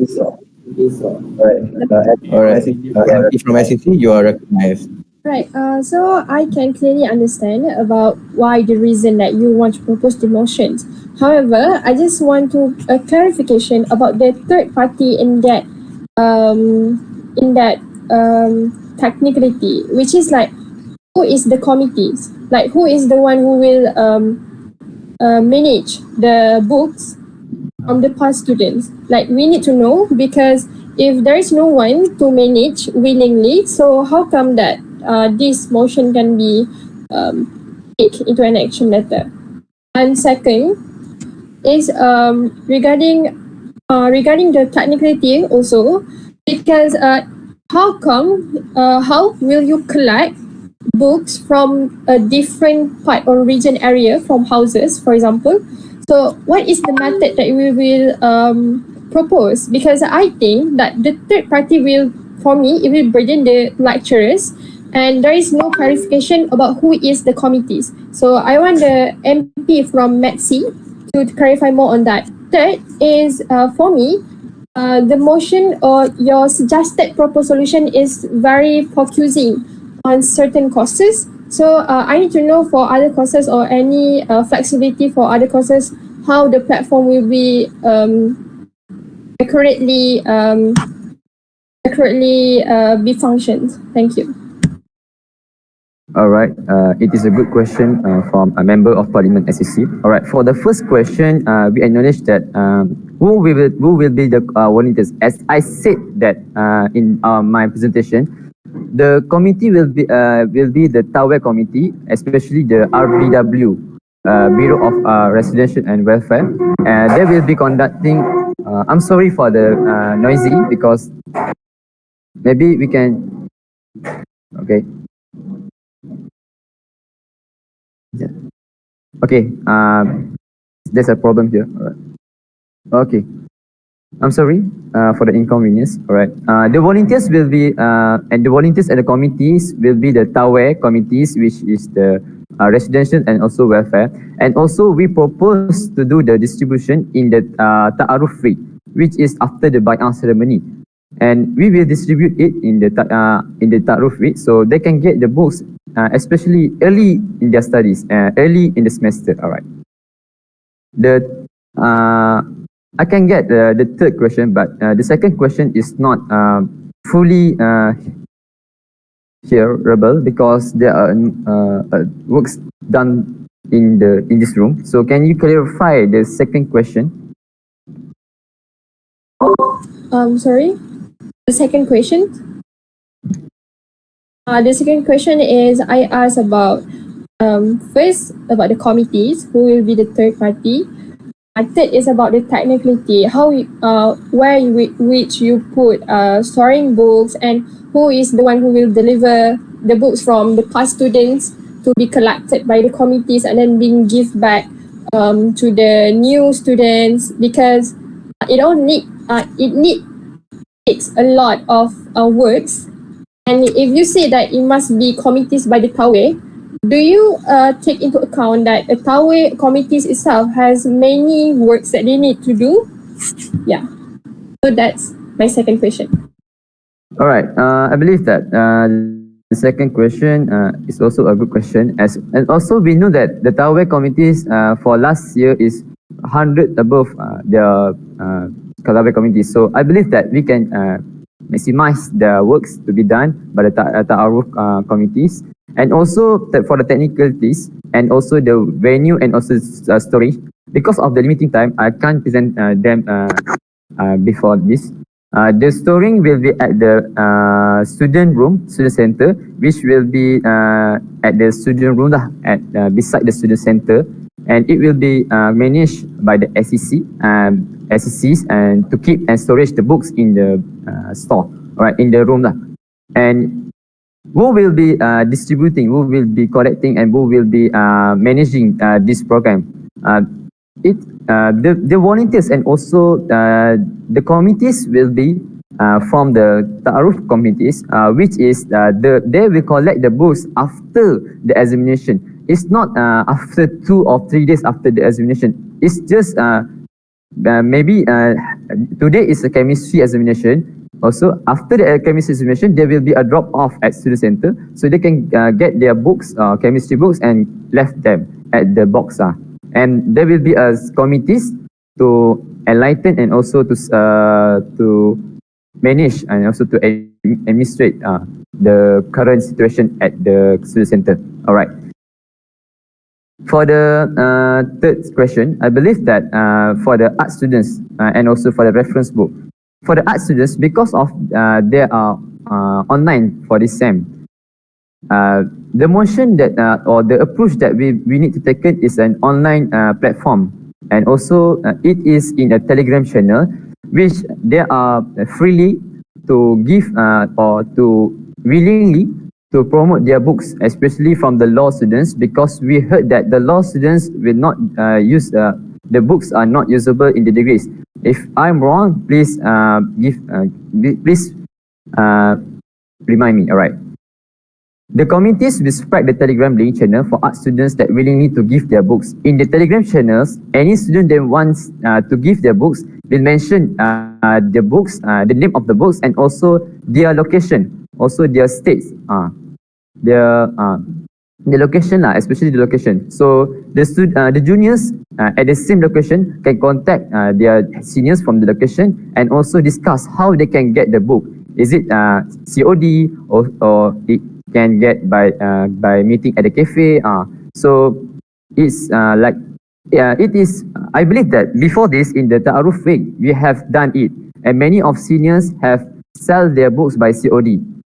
Especially the sciences students. All right. I hope that this answers the questions. All right, thank you, MP of Metsi. Are there any other MPs wishing to speak on this motion? POI. All right, so MP of Focus. Okay, Bismillahirrahmanirrahim. I do have a question. If we are going to do like for selling, right? So how is it going to be executed? Because it would be a very hassle thing to, if I don't live nearby Gambang and I send the book through the committee also, there will be much of work. So why don't we take into account of standardizing the price and also make a book fair? Like for example, Big Bad Wolf. So all of the books, regardless of what kind of them, is on the same price. They have standardized price and also they are in a book fair. So after the students have put the books, after they have their final examinations, they can leave their books, they can go back home and they can claim their money back after the books have been sold. I think that's kind of more systematic, and also it does not require those COD stuff, and also we need to go through so much communication things and need to go through people unnecessary step, which could also lead to theft and also corruption. So what are your view on this thing? All right, thank you, Member of Parliament from Focus. I believe it's a commission question. First of all, in my presentation, there is a part that we call as books giving and selling discussion. In the procedure and methods, the committees will create Telegram channel and set up guidelines with the lecturers. So the guidelines will be discussed between the committees and also the lecturers. And also in the guidelines, there will be a standardizing the price of the books. Maybe in the interview between me and also the lecturers from Department Chemistry, she believed that the books can be give either two ways. First, free of charge to give a donation, and then the second part that the students can be a discount. We can put a discount to use second-hand books. Likewise, the price of the first handbook of biology is 100.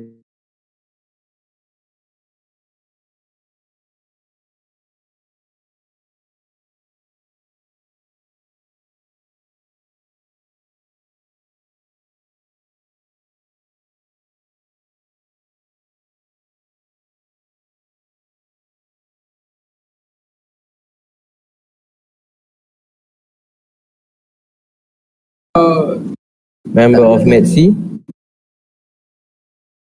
Alright, it seems that the member of METC is facing some technical errors.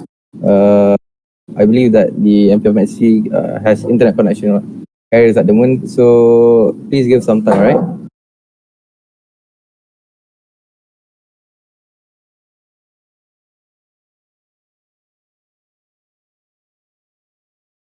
Alright, I'm using MP response. So what?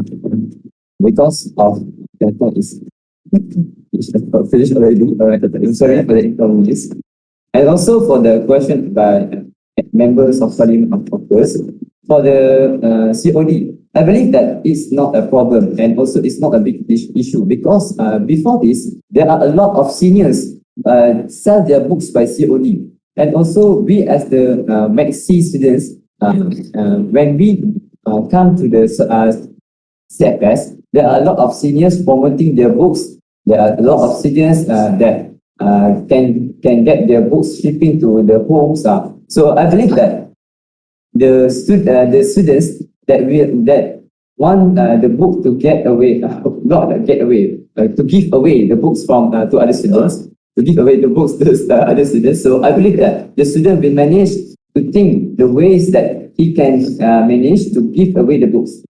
It is because students will not use the books in the regular. It is the concern that all the students know. I hope that this will answer the question. Thank you.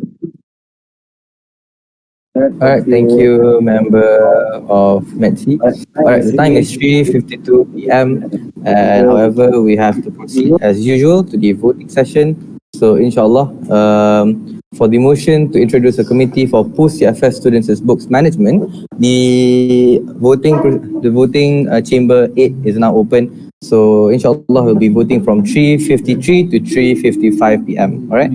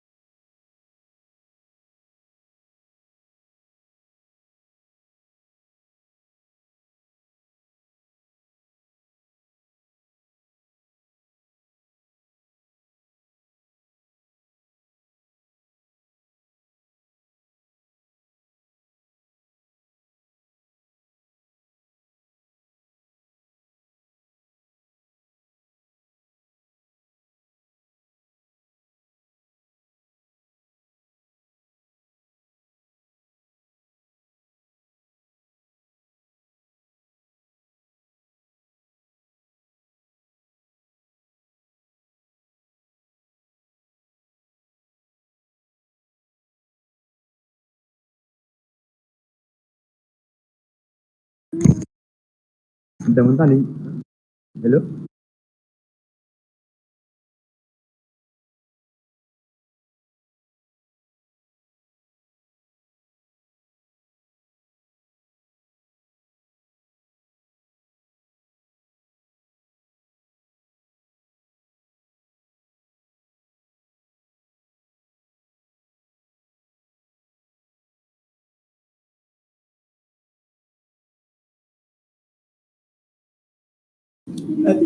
Okay, the time is 3:55 p.m. with the motion 8 to introduce the Committee for Post-CFS Students as books with a vote of 54, 11 against and 6 abstain. This motion clearly passes. Alhamdulillah, clapping is in order.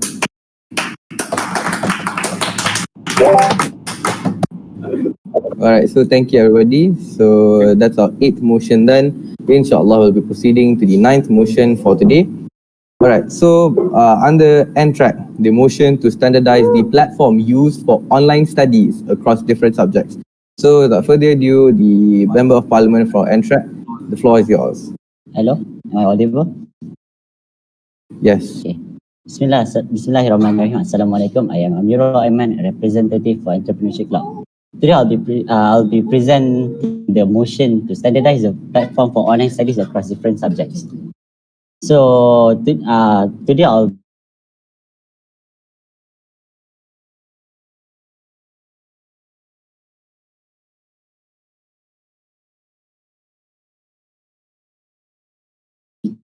talking about the motion. Member of NTRAC, your voice is not really clear. It's in and out.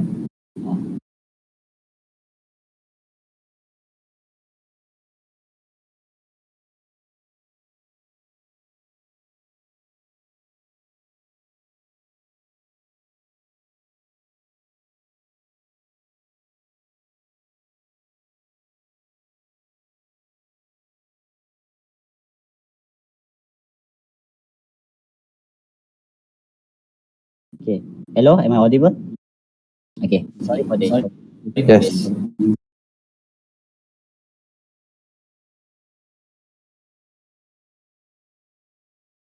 Alright. Let me start again. Bismillahirrahmanirrahim. Assalamualaikum warahmatullahi wabarakatuh. I am Amirul Aiman, a representative for Entrepreneurship Club, and today I'll be presenting the motion to standardize the platform used for online studies across different subjects. Today I'll be talking about the motion itself, the background analysis, the issues regarding unstandardized learning, the solution to it, the effect of the proposed solution, the data and evidence that we collected, the execution of solution and the conclusion. Okay, let me begin with the motion. About the motion, the main purpose of this motion is to address the arising issues regarding the different platform used by different lecturers from various departments. We found out that students are having issues navigating across multiple platforms. We believe that this motion will benefit all parties involved. The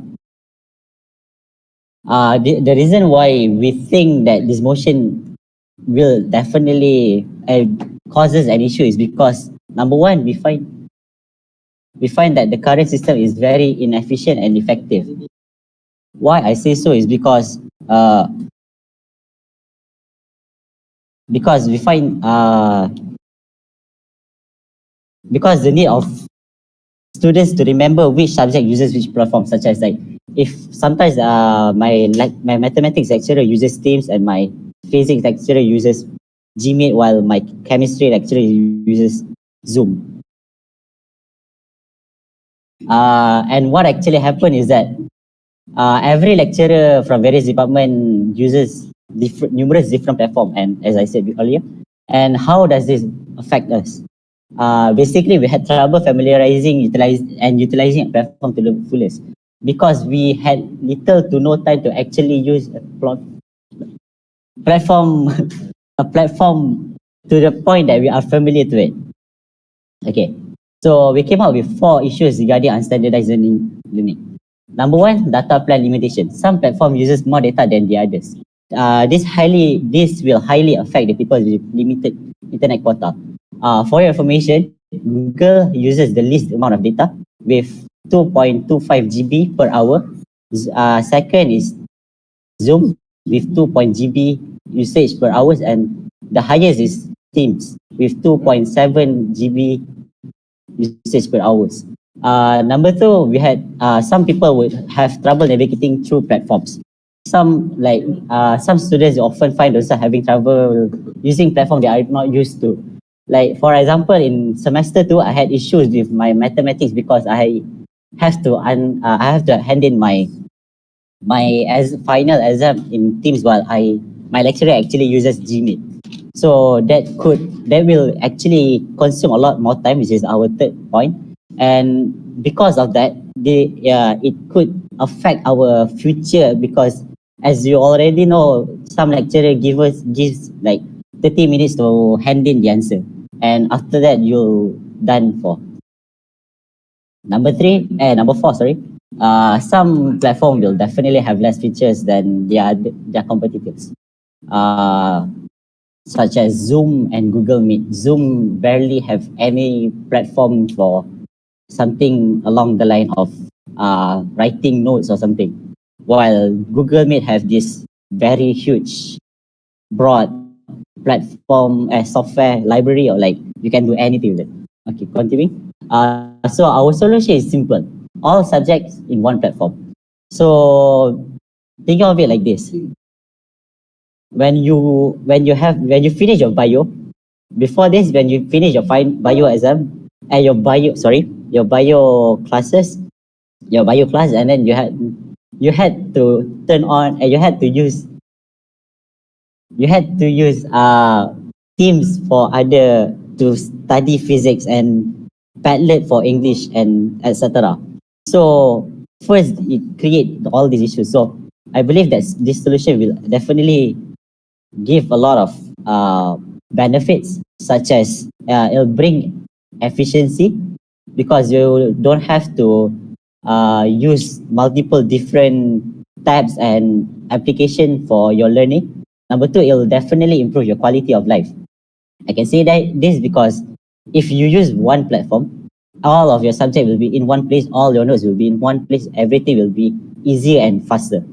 Number three, it'll be organized. As I said, it'll be in one place. It'll be easier to keep track of everything.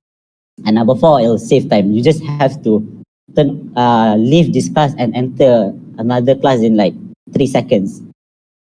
All right. So here are some of the data and evidence that we collected. So from 165 students that answered our survey, 100% of the participant actually uses Gmeet. So we can safely say that students will never have any issues regarding changing into a full-time Gmeet user. And like Zoom will be, Teams will be the second with 91 students out of 162, which is a good amount of, a good second option. And because YouTube is under Google, I believe that we shouldn't consider it as a platform itself, and we assume we will take it as Google. Okay, number three will be Zoom, and iTalim and Padlet will be all at the bottom with 7 and 2 students. All right, using multiple platform. From the survey, almost 70% of the students find using multiple platform somehow problematic or inconvenience. So this will cause unnecessary problems to be dealt with, which could be totally avoided in the first place. And second, because they are stressed over this unnecessary stuff, it could somehow affect their academical performance and affect their future. Okay, I will continue with using a single platform. So from the data, you can see that only 7.4% thinks that using a single platform will not be more efficient. So we can say that almost more than 90% are sure, or at least think that using a single platform is easier. Okay, so from our poll, we can see that more than 90% thinks that standardization should be implemented one way or another. And only 6.2% of the students think that we should not standardize the platform use. And like as the representative of the students, we should always try to give their best to the students and the committee and listen to what is the best and what to their voices. Right. So how we actually plan to conduct this motion? First, before we start everything, we'll have like a survey to get insight on and understanding on what the student needs, and like at the end of every semester, we'll ask them what is the best for them and what they think is good for them, so that it's not a one-sided effect, like one-sided affair that only the lecturers will know what they think is the best. And later, after I believe somewhere before the next semester, all heads of department, like the head of department of chemistry and science and economics and all that, will have a meeting to like discuss which platform will be the best option to be used as the main platform, with the survey in mind. And when they actually decided all lecturers must use the platform as their main platform of teaching and learning, and student can actually request the lecturer to use the chosen platform as their to change to the chosen platform if the lecturer is using different platform and they find it problematic. Okay, one way to ensure a proper transition, because like a sudden changes will definitely cause a problem and chaos. So I believe that we believe that a workshop will should be conducted in order to make sure that the lecturer can familiarize themselves and learn all the tips and tricks about that particular platform. Second, a simple like meeting should be sorry, what's the word? Conducted so that the lecturer can discuss on how to use or give tips and tricks, like, because we all know that some lecturer is more familiarized with this particular platform and then the others. All right. Continuing, safety measure. So we believe that nothing will last forever, and sometimes the other competitor will actually outperform the current best platform. So the platform that will be used can be changed according to the need of time. So like let's say right now we're gonna use Teams, and maybe next semester suddenly Google became like the best, and we'll have a discussion to change it so that it's for the better goods. Okay. So according to the data that we collected, we can see that most of the students believe that Google will be the best. Like majority of the students will think that basically Google Meet, Google Classroom, and all the softwares will be the best option to be used as the main platform. All right. So from that in mind, we suggest that we start this semester or next semester with Google. The reason I said that because it's fully synchronized across various different software. So like if you use Google Doc and you broke your phone while using the Google Doc, you don't have to worry, because like the way Google is built is that everything you do on the Google Doc will be kept online, so you can just go to your friend's phone to complete your work. Second, it is accessible and uncomplicated for new user. So like Google is very, very, very newcomer friendly, because and I myself is not a very tech savvy, and I have no issues like using all these new Google platform I've given to. And Google is actually one of the best and the biggest internet in the company in the internet and World Wide Web industry, so that we can safely assume that they are very stable and reliable. And lastly, Google have these like huge libraries of software that we can use for a specific task and function. For example, like we have Google. If you studying Google, if you're studying ICT, you have Google Sheets. If you're studying ICT, you have to do Python, you have Google Colab. And sometimes I'm not sure, but maybe for account students, you have to use for Microsoft, they call it Excel, but Google have their own Google Sheet. And if you have to write essay, they have Google Docs. And to create survey, you have Google Form. To answer and accept mail, you have Google Gmail and etc. So like with this in mind, we'll conclude our motion with the idea that it is important to be organized. This motion argued that the standardization is important for steady and sustainable growth of students of CFS IIUM. It will only bring benefits to the students to implement this motion. Thank you. And with the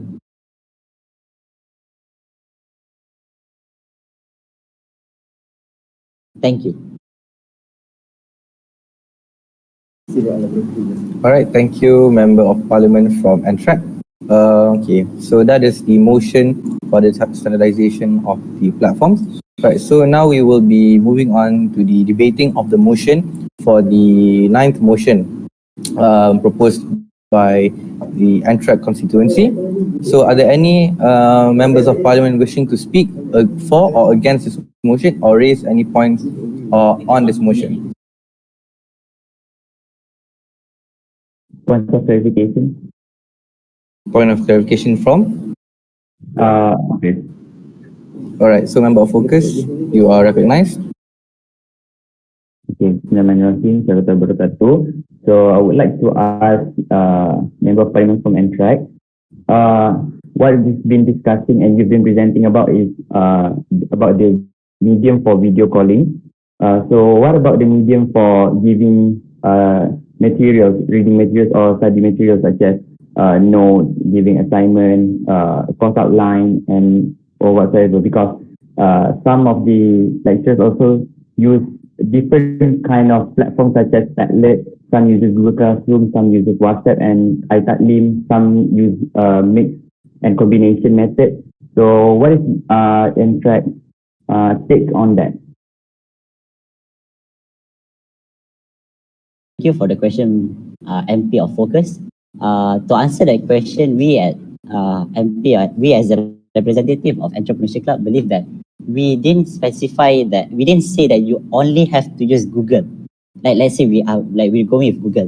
We said that it is the mean, so that you don't actually have to like fully use Google. You are not obliged to 100% use Google. If you think like, if the lecturer thinks that Padlet is a better idea, she or he is allowed to do so. But by mean, we mean that as the let's say you have like the quiz, the final test, the assignments.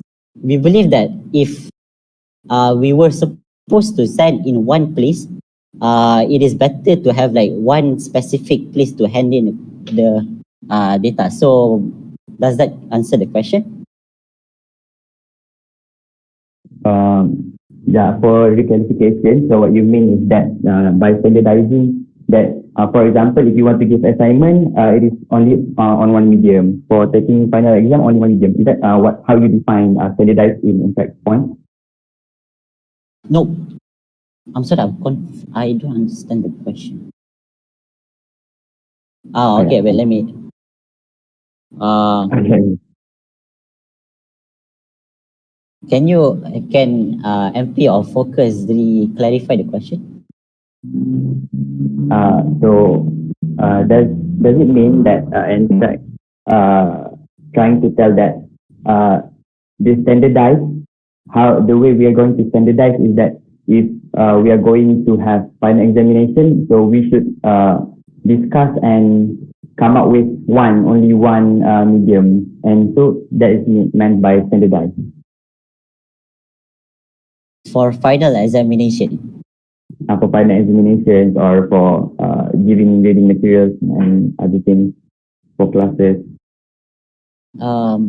like by main like let me clarify what I explained just now. So I believe that you don't by Oregon standardized, we mean that we let's like for all the official tests such as like I said, the quiz, the finals and the assignments, we have one like across CFS, we have just one platform. But if you want to give like homework assignments, you can use the lecturer is free to use like WhatsApp, Telegram, Padlet.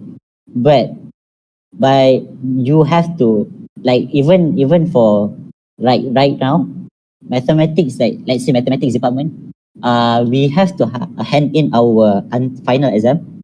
At least for me in last time, we have to hand in our final paper in two different platform, and that actually causes an issue because we don't actually know how to use the second platform.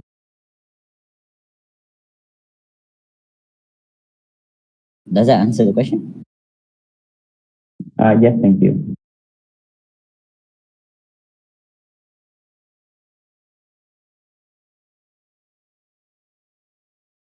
All right, thank you, MP of Focus and MP of NTRAC. All right, proceeding. Any other members wishing to speak on this motion? MP of SEC. All right, MP of SEC, you are now recognized. Right.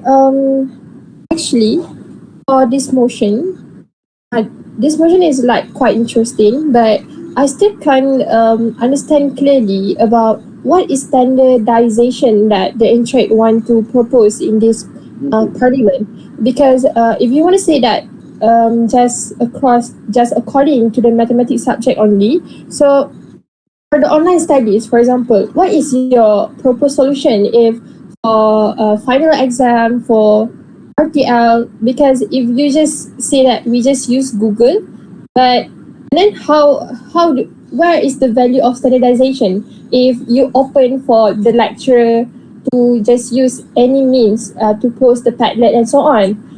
Is why I need the members of the parliament interact to explain further about the standardization that you mean. Because if you just give flexibility, not flexibility, just open for the lecturer to use any means to put information and so on. So what is the standardization that you mean by propose this motion? Thank you. Thank you, MP of SCC. I believe I explained this in a PowerPoint just now, but let me just clarify. So you said that we are free, the lecturer is free to use whichever platform. But I stated that the student can actually ask the lecturer to change back to like the main platform that we ask them to use. And for the first question, we would the first question you SCC asked that does this apply to one department only? Actually, no. By standardization, we mean that the entire CFS will use literally one platform, like Google. Like if mathematics use Google, chemistry will use Google. If physics use Google, law will use Google. Does that answer the question? Thank you.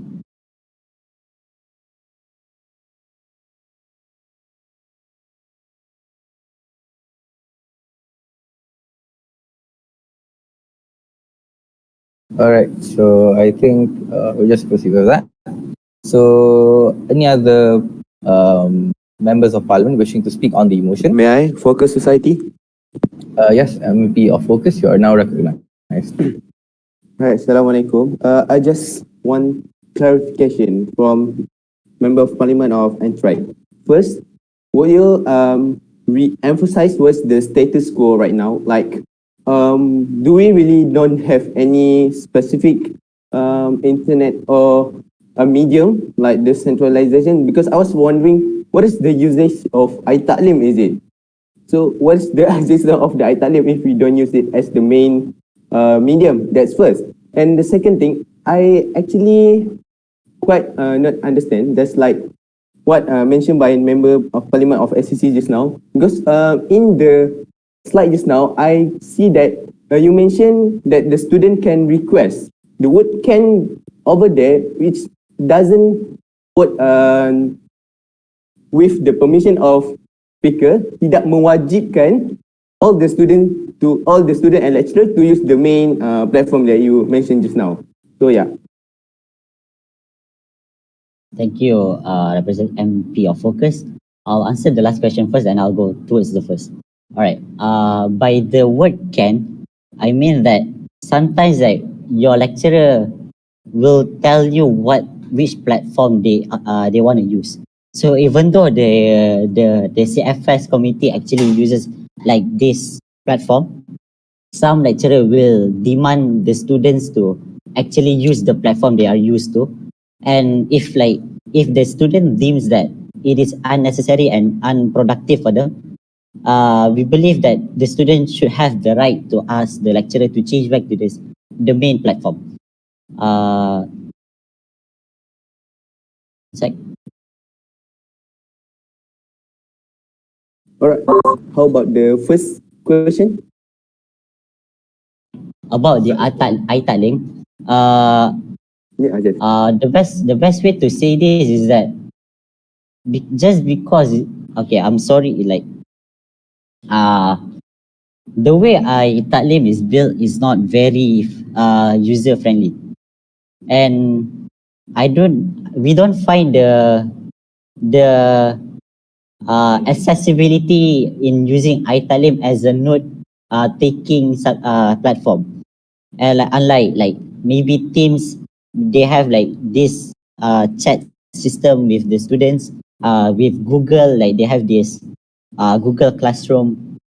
So like yes, CFS IIUM built this very in-depth website, but it's not as good as the higher this bigger companies platform. And the status quo of this entire motion is that we find that the usage of multiple different multiple different platform a hassle and very problematic. Operators, you are please. Yes, MP operators, you are recognized. For the question of iTalim, I think the analysis that would come is sometimes lecturers realize that iTalim isn't as good as other platforms, but they do it in order to celebrate because it's URA program. The same analogy goes to local products, where you buy local products even though it's less quality to celebrate and propagate local products. So in that sense, how would you justify of like lecturers using iTalim just to celebrate URA products? Or are you still saying that you deem it unnecessary and you should not use iTalim at all just because it's not as good? Would you defy the idea of celebrating these local software such as iTalim? Regarding that, thank you, orators, MP of orators. So maybe like let's say we like as I said, you can still use it, but just don't use it as the platform to go as because when we're talking about final exam, we want the best for the students because it'll affect our future. So do you want to use a platform that is very smooth and easy to use, or you want to use the platform that is less efficient or a bit problematic? Because like as an example, last semester we have a big issue with physics. Our exam was delayed for an hour if I'm not mistaken, because the server was down. There's too much traffic.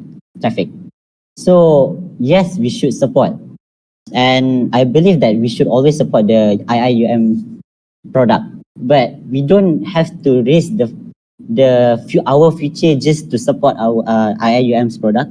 But as I said, you can give assignment like smaller assignment in iTalim to support it.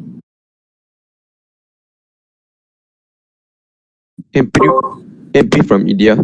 Be from SCC. All right. Thank you, MP, just now. So we're going to entertain the MP from IDEA, all right? The floor is yours. Okay. Thank you. Okay, this is just my point of view, and I don't think that you are straight to the point. And I don't understand what do you mean by standardized. Do you want all lecturers to use one single platform, or you want the lecturers to maybe some lecturers are now using the Google Meet and also Zoom and else, and that causes difficulties to the students. But I think the best way is the lecturers need to use maybe various platforms like Google Meet, Google Classroom, and maybe Padlet. But all lecturers do this, use the same platforms instead of you want to use such limai taklim, something like that. Okay, thank you.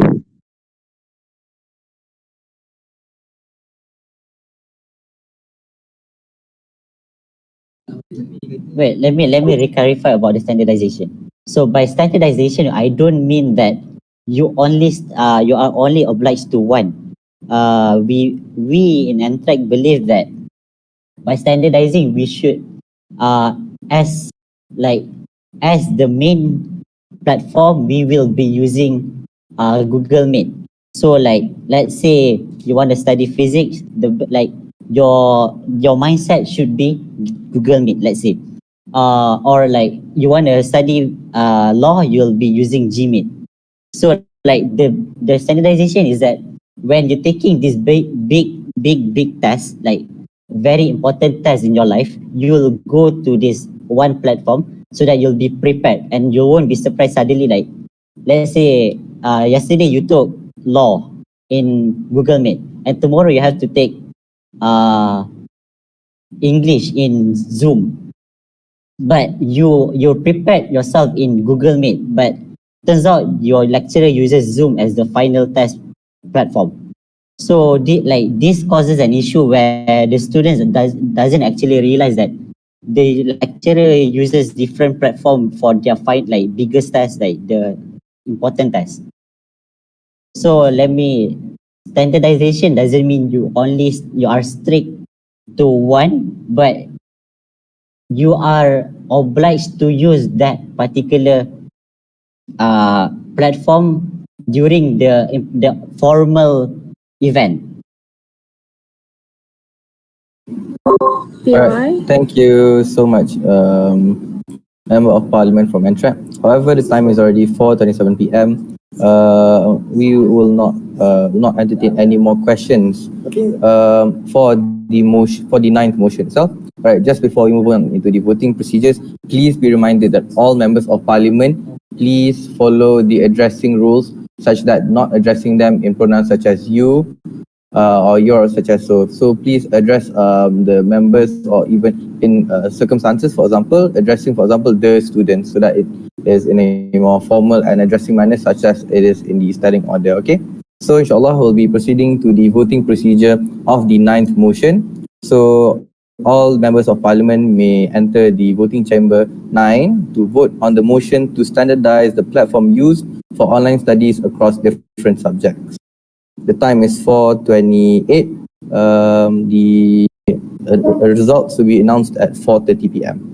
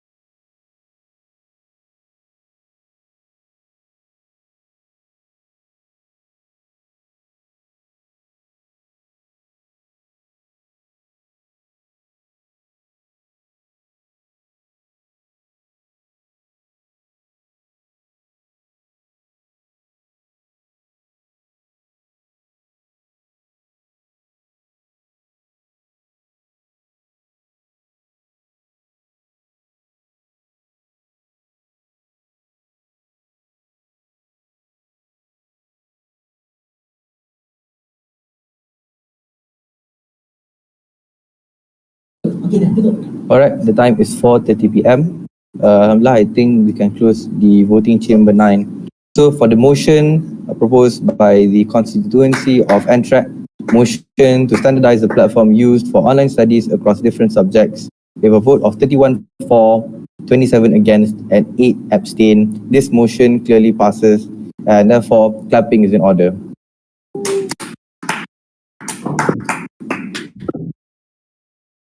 Alright, thank you so much, Member of Parliament from NTRAC.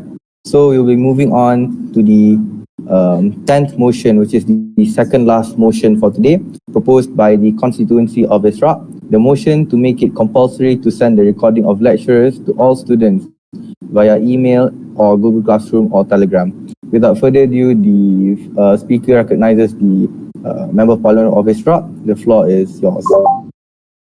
Okay, so I'll have my representative to present the slide. Okay, am I audible by the way? Yes, you're audible. Okay, thank you. Therefore, I will start now. Bismillahirrahmanirrahim. Assalamualaikum warahmatullahi ta'ala wabarakatuh. A very good evening to the Speaker of the Parliament and fellow members of the Parliament. I am Dania Aisha from the Israq Society. We present a motion for an act to make sending recorded lectures to students via email compulsory. Next, with me together contributing ideas and solutions for this motion is MP Ikhwan and MP Nafis. Next, the overview of this motion that we are presenting today is, in Malaysia, the implementation of the MCO in the middle of March 2020 resulted in higher education institutions to fully switch to online learning with unprecedented challenges. So with the current situation of the pandemic, almost all higher education institutions across Malaysia are conducting their lectures via online, and our university, CFS IIUM, is not accepted.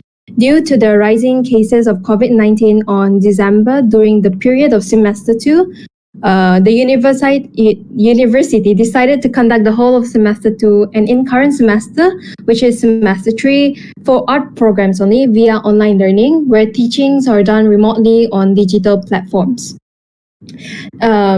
Next, the problem statement, due to the pandemic, lectures are conducted via online, right? So therefore, problems arise from this situation is when students or lecturers face internet problems. Therefore, time allocated for class will be wasted because of the internet connection instability. So lecturers nor students will face problem with internet connection regardless of where they live, whether it be in the city or the rural, they will face this problem regardless. So we believe that this motion of sending recorded lectures to students via email should be made compulsory based on the underlying factors which I stated and on my next slide.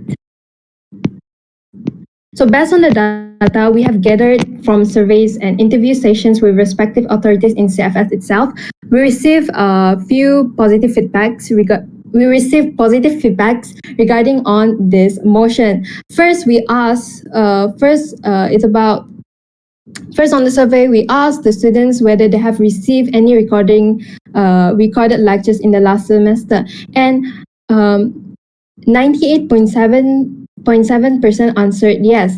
Therefore, from this survey, we can tell that the lecturers are aware of the effectiveness from this method. That's why they sent it at the first place. CFS lecturers are undeniably talented. They are experienced lecturers. Therefore, they know what's best for their students. Next. So, some question on whether students watch it or not. So, to prove that, from the survey we conducted, 97% of the students say yes, they do watch it. I personally feel like recorded lectures serve as a really great source for students to refer, to revise and study for examination. And because it is in the form of a video, right, where we can pause, we rewind and replay, which enables the students to study at their own pace and finding their own comfort in studying. We cannot deny some of them did not watch the recorded lectures, like 3% of them, right? But it is the minority rather than the majority, right? So because the majority 97%. So we can conclude that students also agree that this method, because they watch the recorded lectures that has been sent to them, and in all means, we can say that the students appreciate the efforts of their lecturers very well. Next. So based on the data, we can see that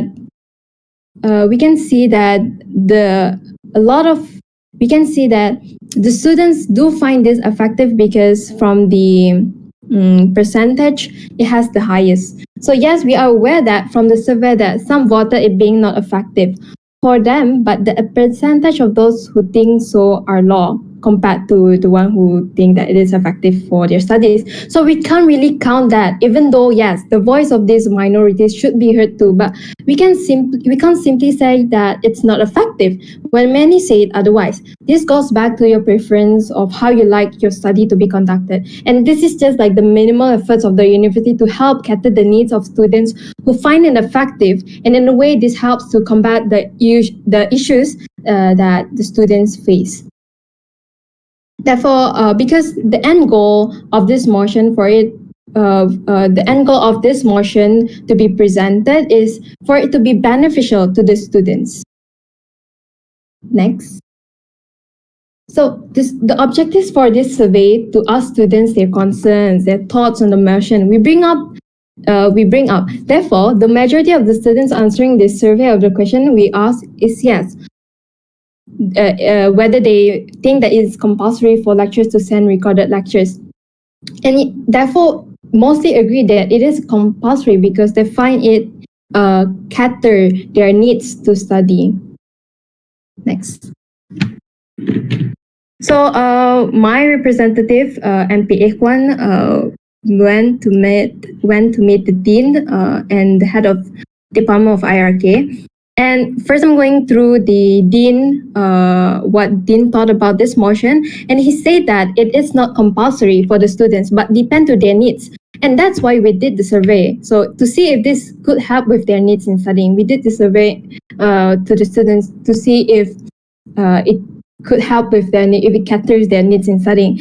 And based on the data we presented, majority of the students find it compulsory because it caters to their needs. And it should be the live session, and at the same time, we're not denying that the live session should not be conducted. It is also important to have in a way a connection between the lecturers and the student live. So but at the same time, to record the Google Meet or whatever platform that lecturer use for the lecture, and the lecture can use pre-recorded for students flexibility, so both of them have pro and cons. Next, we go on with the HOD of IRK statement. He said that it is good for weak students because they can recall back what they had missed out from the lectures, from what the lecturers taught in class. So we have two kinds of students, right? One will be, they have difficulties in coping their study, and one can cope really well. Therefore, with this motion of act, this can be an advantage for those who have difficulty in studying to make use of this, because they can catch up with what the lecturer explained in the lecture. Because let's be real, okay? Even in real life lectures, sometimes we do have difficulty in catching up with what the lecturer taught in class. What more lectures via online now, where internet instability is a common issue and we could miss out on what the lecturer taught. So in that sense, students will have less anxiety about missing out on essential information because they can rewatch back the recording, as long as, and also said by the head of department, say as long the recording can assist their study, show the effectiveness and the learning outcome achieved, so no problem. Therefore, I can conclude that the dean and the head of department of IK do agree with our motion. Next is I move on to the proposed solution.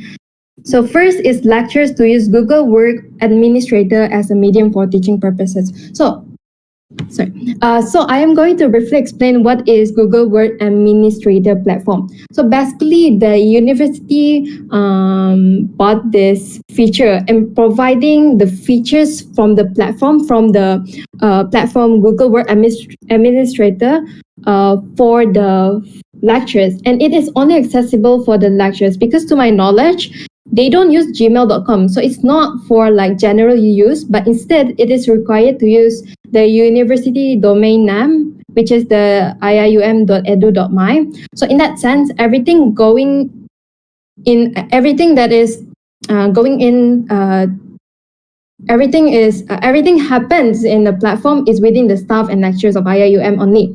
Okay, that's why when we have classes, right, we can't record the lecture because we don't have the option to do so, unless if you want to record it yourself with any app, which I believe would consume a lot of storage in your laptop, and it will be quite a burden for students. So so that's all. Then secondly, we interviewed by attending the workshop proposed by unit training for the staff. So we interviewed the HOD, the head of department of IRK, right? And he mentioned about how since the first wave of COVID, they have already started figuring out how to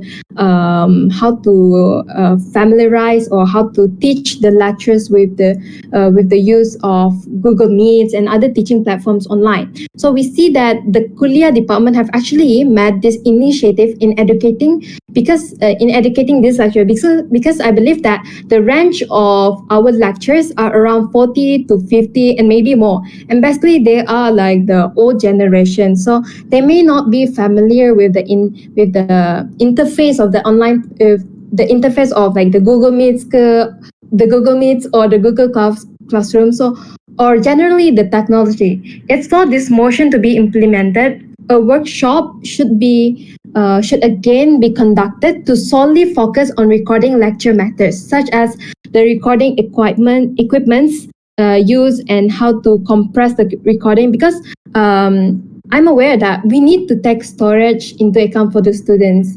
Therefore, in this workshop, lectures will be taught how to compress the video. So next is, how will this be executed? How will it work? So we're also going to use the platform Google as the main platform here. We will standardize the platform used in this, which is Google Meet, and Google Classroom. First action is collecting all emails from students, from the admin actually, because they already have the data. I think it will be just like quite a hassle to ask students one by one, because that will be time consuming. Second action is the respective departments will compile student emails and create Google Classroom according to the site, which has already been done now. We have Google Classroom for each subject. And the third action is going to be the platform for the lecturers to send the recording. So you don't have to like scatter all the way.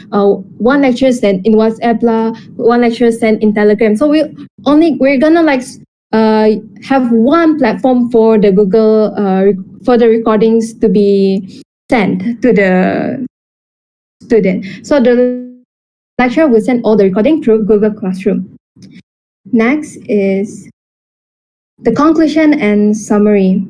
So we can't leave out that there are lecturers who are already recording their lectures at CFS IIUM, but it is done at a minimal level with or without any formalities or policies. So recording lectures with its immense potential in benefiting learning and teaching should be considered to enable learning strategies at IIUM. And if this motion to be accepted, and regarding on the motion previously Antrax Society proposed, we believe that it will be possible for us to implement this motion with the collaborated idea from Antrax idea to use Google as main platform in the learning process. Hence, it is possible for recorded lectures to be sent via email by using the Google platform. So thank you. That's all.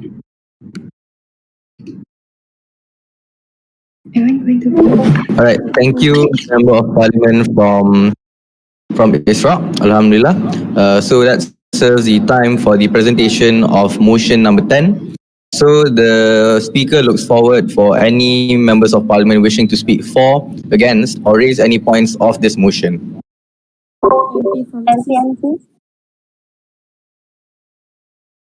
The MP from Amethyst. Yes, thank you. I would like to say that this motion is good, but by having recorded lectures, it might also encourage poor listening. You know, when you know everything is being recorded, one might tend to daydream or not pay full attention to when the information is being presented. Can MP clarify for that?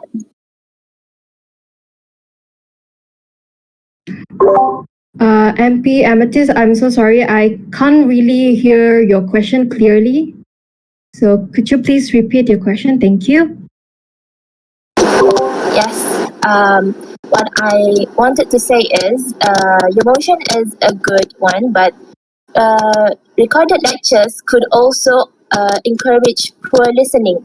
When you know everything is being recorded, one might tend to daydream or maybe not pay full attention when the lecture is being when the lecturer is presenting information during the actual class. That is all.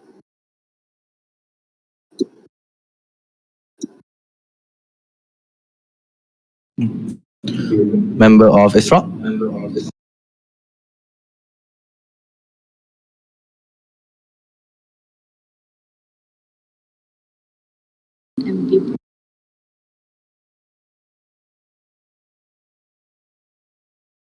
I would like to help MP of ISRA to answer that question.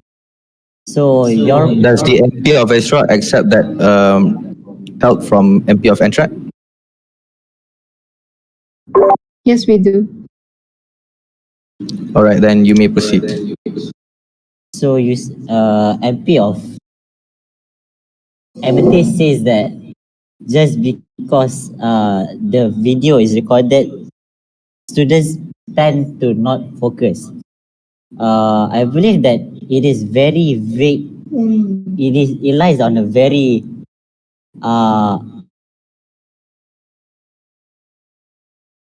very assumptions based point. So we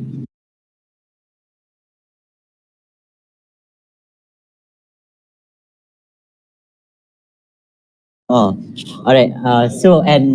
But you actually kind of MP of Amethyst kind of brought a point that by having this recording helps to lessen the stress of a student, thus making the student less stressed and it kind of show that having this recording actually helps the student more than destroying their future.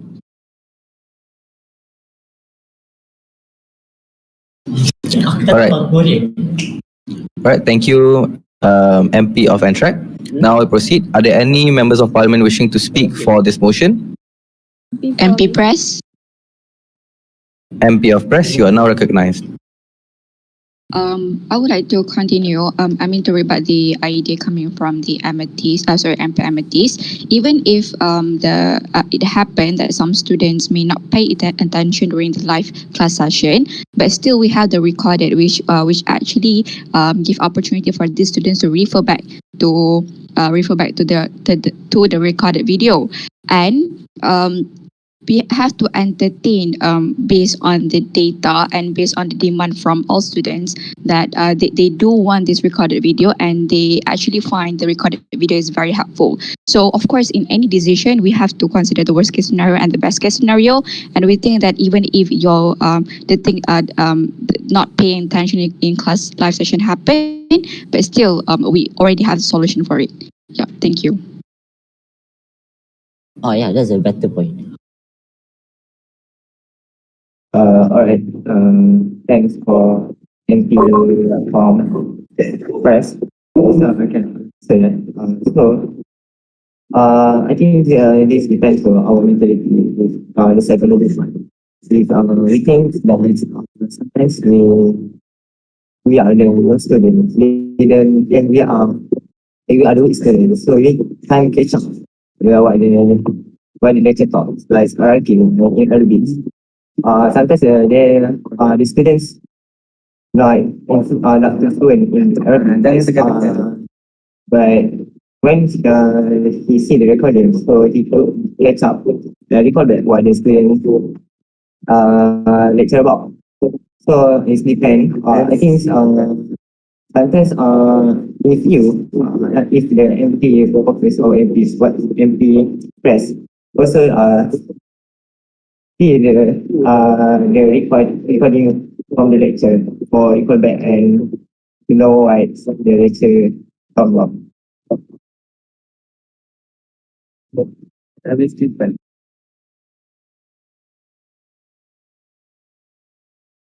All right. Thank you, Member of Parliament Isra. All right. Are there any other members of Parliament wishing to speak on the motion? MP of Messi. All right. MP of Metsi, we will entertain your point. All right. Thank you, Speaker. First of all, for the ISRA's MP of ISRA's motion, Metsi's Member of Parliament of Metsi's believe that this motion is a good opportunity and also approach because all the students have their own preference in online studies, and they do because all the students cannot get the best output from all the classes in the online studies. It is because all students have different psychologies, different preference on online studies, and also about the internet connection. The live or the live Google Live, it can be connectionless, and also it can be part of hectic when the internet connection is not good. And also from my experience, my lecturer doesn't use live Google Meet for a semester.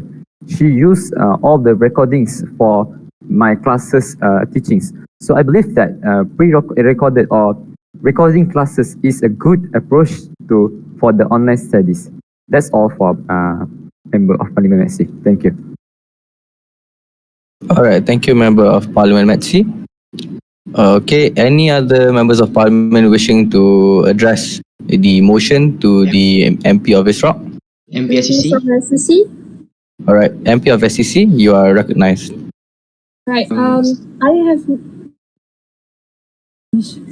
I have no problem regarding why the reason the recorded station need to be sent, but I need clarification regarding how it's work because in the motion it stated that it is via email and you say that you want to use and via email, but in the third action you said that the lecturer will send all the recording through Google Classroom. So does it mean that we do not need to collect via email because we know how Google Classroom works, right? So just like participant can just participate in the Google Classroom and then lecturer will just send the recorded lectures to the Google Classroom. So what is the function to collect all the email from students or the data? Because we do not send the recorded via email, but through the Google Classroom.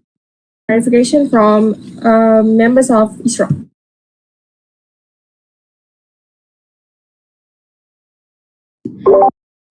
Thank you for the question.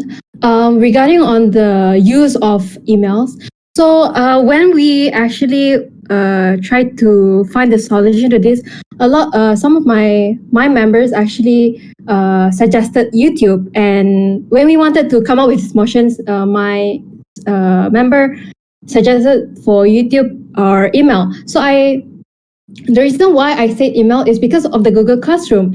It becomes a platform the platform is like used for classroom, for classes online classes to be conducted. So therefore we should utilize it, right? Therefore that's why I was like that's why the use of emails sorry.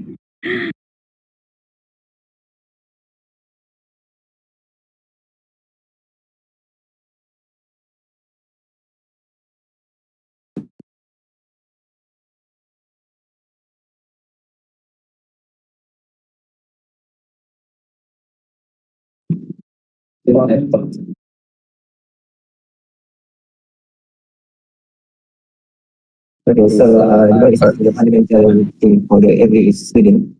Can you hear me? Yeah. Okay. Regarding to the question from SEC, I think yeah, it's a good suggestion for the students, but also I think the suggestion to compile the email from the data the admin. Because the admin also have our data like email number phone and so whatever. So then we compile it to according to the class classroom. Let's maybe we'll separate or alright, and that's a thought. So that's a good point. So I think yeah, that's all. All right, thank you, MP of Isra. Any other points or motions on the motion itself? MP SEC. All right, MP of SEC, you are now recognized. Okay, thank you for the speaker. So I think I'm kind of agreeing with the motion. So I think for how the sharing of the video, I mean how the video will be shared, I think it's related to the NTRAC's motion just now, which is for the standardizing of the online platform. But if let's say, I think it's okay if the lecturer just use what they prefer. I mean, some lecturers upload their video via Telegram, some uploads via iTalim, some uploads via Google Classroom. I don't think that's a problem. But I think the motion is a very good motion because when it comes to studying online, the biggest concern or the biggest problem that the students face is to focus. I mean, students can give 100 focus on the studies, but when the times flows, when the times goes by, their focus can be interrupted in just a few seconds. The things can even happen. The things can even happen without we even realizing it. So about focus being interrupted, I think having a recorded video from the lecture is very, very helpful. And also the second thing, sometimes the lecturers speak full English, whereby some students might not get fully what the lecturer tried to convey. So I think it's a very, very good motion to let every class to be recorded, so that the students can catch up, and I think it can improve our academic achievement. That's all from me. I return it back. I give the floor back to the speaker. All right, thank you so much, Member of Parliament from SEC.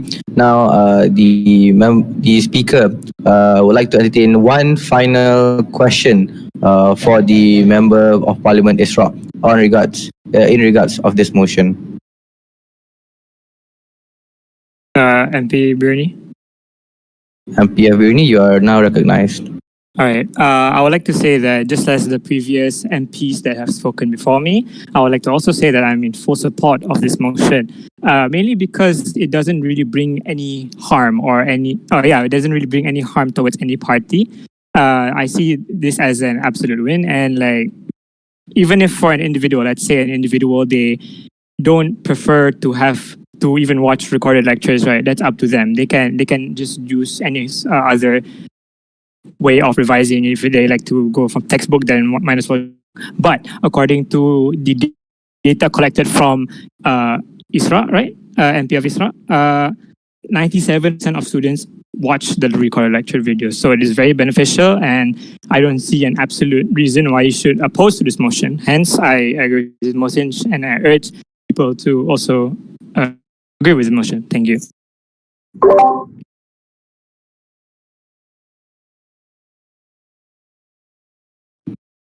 All right, thank you, MP Bruni. So, because we have another, I believe, 2 more minutes, so one really final last point by the members of parliament. MP of SEC. No, MP of SEC, you are now recognized. Alright, so regarding this motion, I agree that we need to support this motion. However, regarding the mechanism, maybe how it works or how you want to make it compulsory for the recorded videos be sent to the students. Like maybe you do not need to collect the email, just use a Google Classroom. For me, just suggestion, just use Google Classroom only will be most sufficient to send the recorded. So overall, I will just agree with the motion, but only a suggestion regarding the mechanism. I do not see any necessary action to collect the email from the students because you are the one who suggested we just use Google Classroom. So maybe you can amend regarding the mechanism about that thing. Yeah, thank you. All right, thank you so much, Member of Parliament SCC. So, seeing the time is very near to our voting session, so inshallah we'll immediately proceed to the voting for motion 10. In the voting chamber 10, the motion proposed by the constituency of Isra, the motion to make it compulsory to send a recording of lectures to all students via email or Google Classroom or Telegram. All members of parliament may immediately vote in the voting chamber now, and the results will be announced at 5:03 p.m.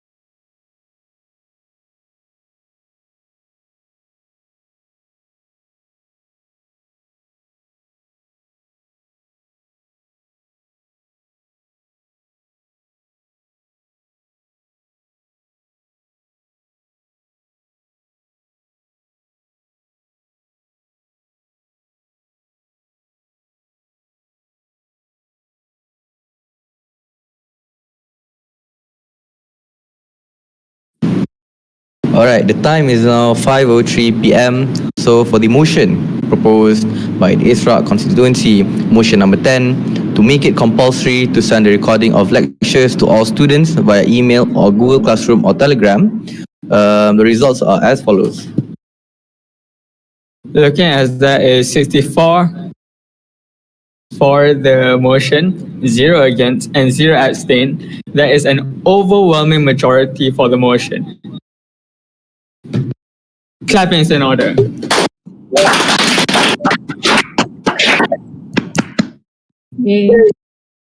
Right, so Alhamdulillah, congratulations to MP of Isra, MP of Isra, Alhamdulillah. So with that, it marks the finalization of the 10th motion. So we'll be proceeding now to the last but not least motion for the mock parliament of 2021. So the last motion is proposed by the constituency of IDEA, the motion that the administration to centralize medium of information transmission. Students need to have better information transmission to all news. Without further ado, the speaker would like to welcome the last presenter for the mock parliament on the motion of the administration itself. Without further ado, please welcome.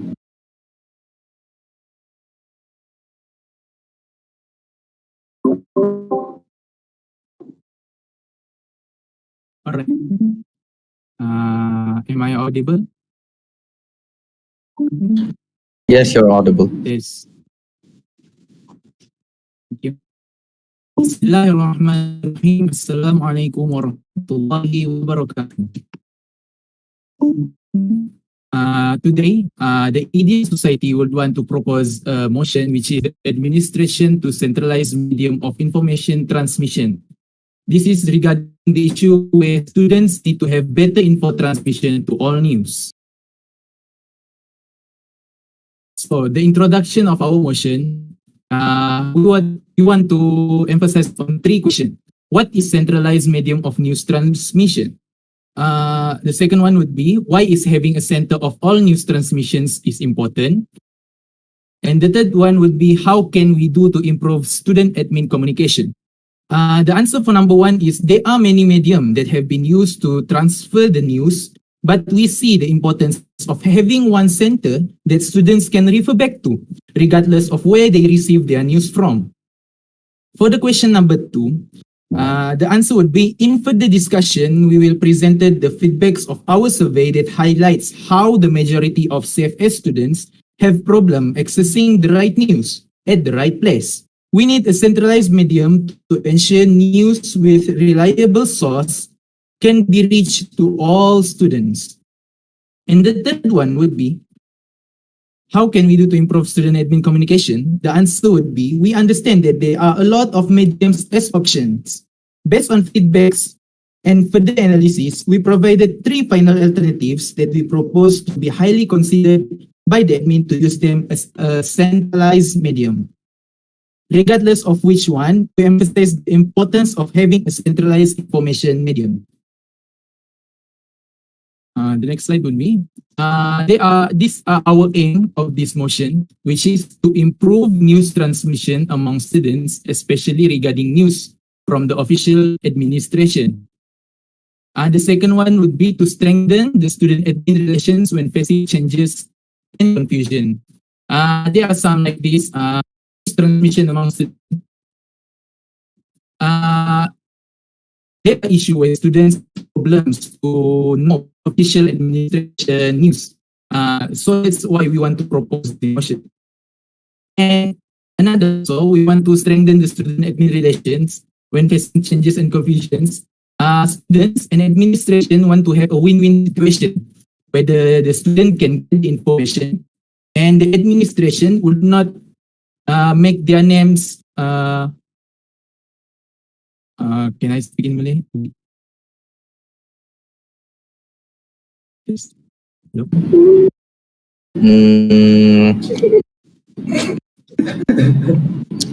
If possible, can the Member of Parliament proceed in the English language first? And when it comes to certain aspects that require further explanation, only then under the chair's discretion will it be available in Bahasa.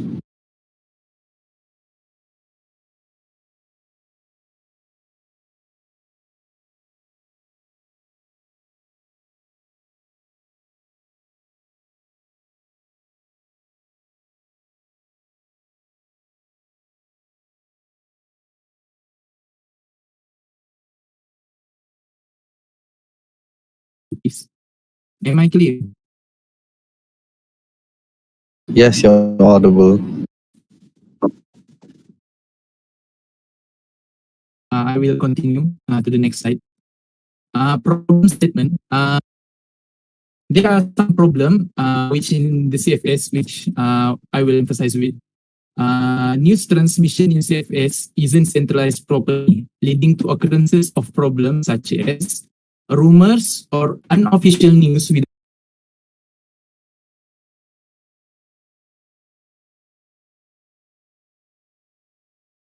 Hello?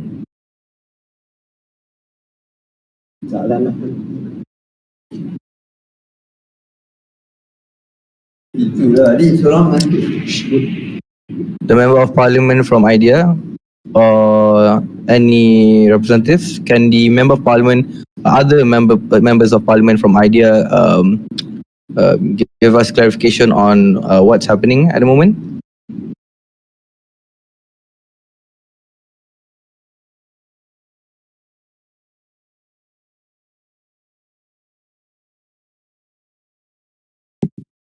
Hello, yes.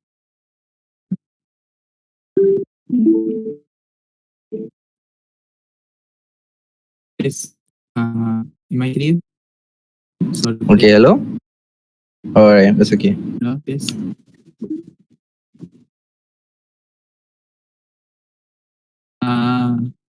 Where was I? I will start. Ito abang.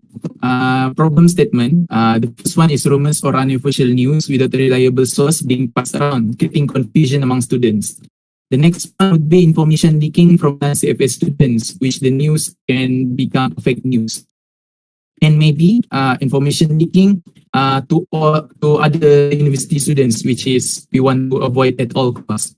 The next one would be the important information or documents, such as the outstanding fees or such as the SFS survey, being overpowered by unnecessary issues with students' confusion. We have conducted an online survey, and there are 180 students that have responded to our survey. There are 19 courses out of 20 have reached us to answer the survey. So how efficient is CFS IIUM news transmission? All the students the majority of the students rate number 8, which is 23.33% out of all the students, means they are satisfied with the news transmission. I want to emphasize this. They are satisfied, but we cannot see the rating 1. There are three students, and rating number 2, there are 2 students, which is a total of 5 students. We cannot oversee things about this because there are 180 students. How about if there are more? So yes, the efficiency of CFS IIUM news transmission is good, but we need to improve it. We also asked the student, have you ever missed out in any super important information by the administration? And 57% of all the responded survey said yes, and 63% said no. Like I was said that we want to be improved because 37% is not small. It is better to have a small scale of percentile in this. The next one would be, we also asked the respondent, have you ever faced any difficulties when accessing CFS news? And surprisingly, 58% of all students said yes, and 42% said no. And the next one would be the satisfaction regarding CFS IIUM news transmission. The majority of the student, which is the 21.11%, which is 38 number of students, said it is rating 8 out of 10. So you can see from this survey, this is pretty good, but still we want to improve it in better for a better condition. So I will read some of students' feedbacks, and I want to emphasize that we just telling the voice of the students, and we are not responsible of all these feedbacks. So please take note about that. These are some of the students' feedback.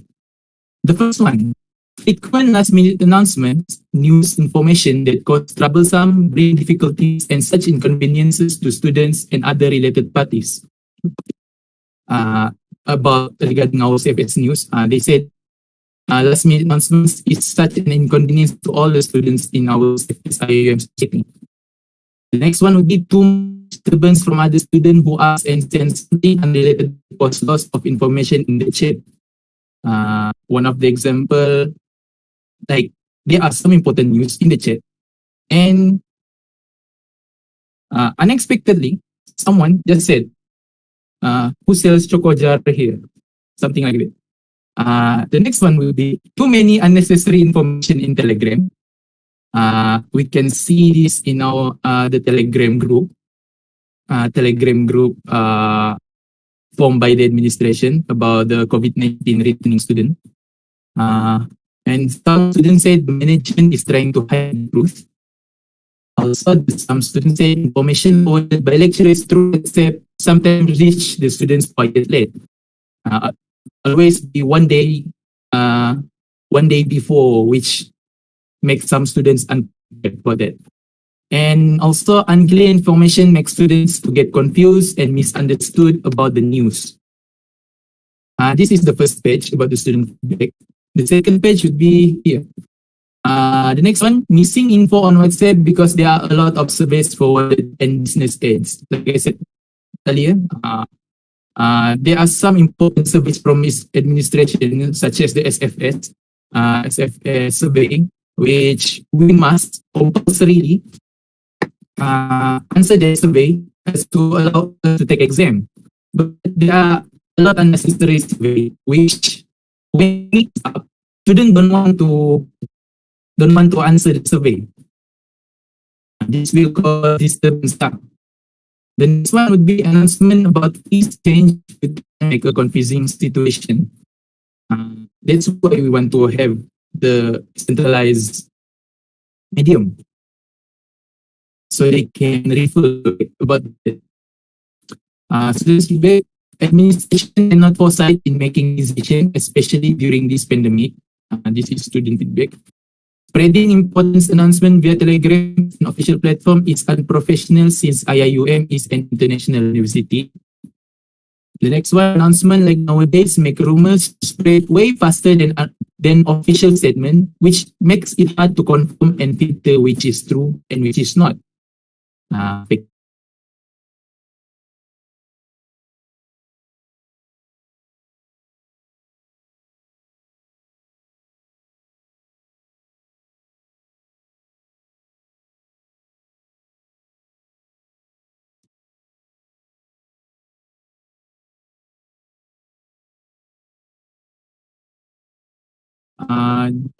Next one would be announcement like nowadays make rumors to spread way faster than official statement, which makes it hard to confirm and filter which is true and which is not. Students' feedbacks also say rare to see SCC post something on their Instagram account.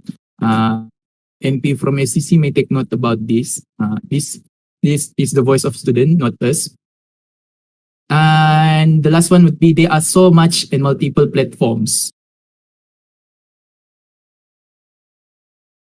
These are the student suggestion for the centralized medium.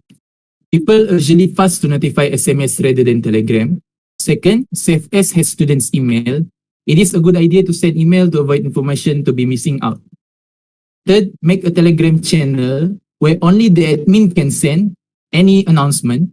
For other discussion can be made in another group, Telegram channel. Fourth, announcement hopefully can be made in 2 to a week earlier. The fifth one, the admin need to restrict the students on what they can chat in the group.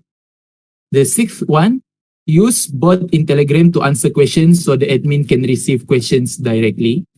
7, SCC should post such announcement on their Instagram account. The 8th would be such information only will be blasted by representative to other platforms. So after discussing around with our MPs, we want to propose 3 solutions or 3 mechanisms to help the administration. The first one would be a Telegram channel, which the Telegram channel that only important related news by the administration will be sent into the channel. Any frequently asked question by student can be forwarded into the channel for future reference by the admin. Students can refer the channel as a primary source for administration news. They can make it as a primary reference. The second one would be official email from administration to ensure that all students will be informed and receive necessary documents. The next one would be much like email subscription. All recipients will be notified with announcement. The third one would be provide a new iMaklum service. which we may propose to the higher ups to add another feature in iMaklum for news. Since iMaklum is one of the main where students go to check their academic result, their fees, their important surveys to be answered.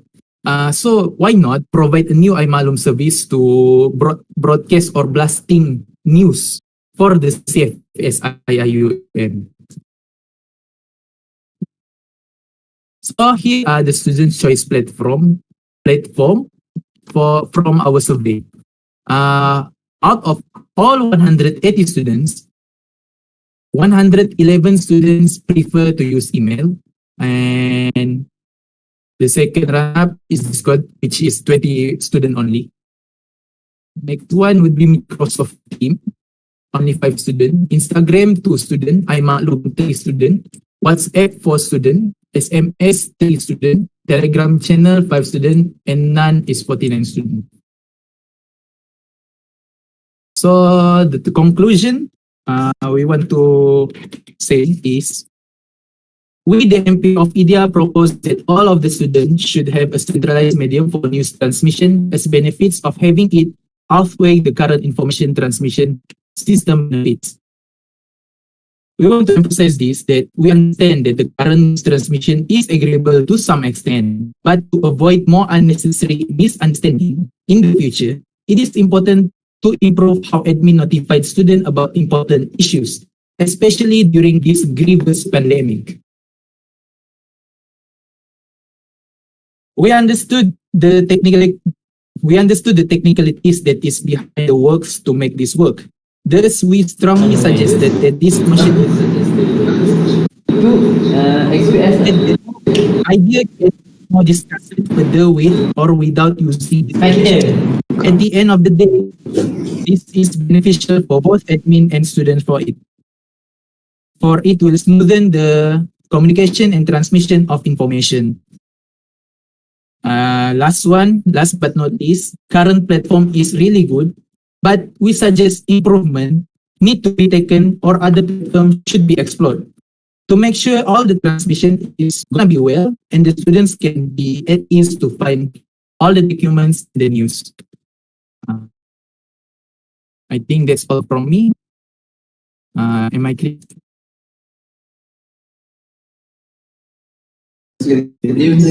All right, thank you very much, Member of Parliament from IDEA. So, Alhamdulillah, that marks the end of the presentation of all the motions. So, in order to make sure that all of these suggestions put forth by the constituency of IDEA, the speaker is opening the floor to any questions or points of information to the representative of IDEA in dealing with these such matters.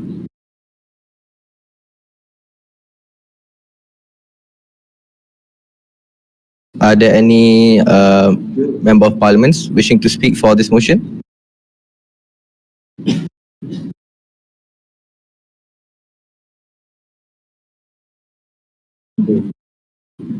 MPs See. All right, member of parliament from Students' Coordination Committee, you are now recognized. Thank you to the Speaker of the House. So, first of all, thank you to the MP of IDEA. The suggestions are very, very good. When it comes to relaying information, it has been our biggest concern. It has been one of our biggest problems. Before our biggest concern is to relay information, because the only way we can relay information is through the group of presidents of societies. So from there we give the information there, and we hope that if president will give the information, will be relayed to their respective societies.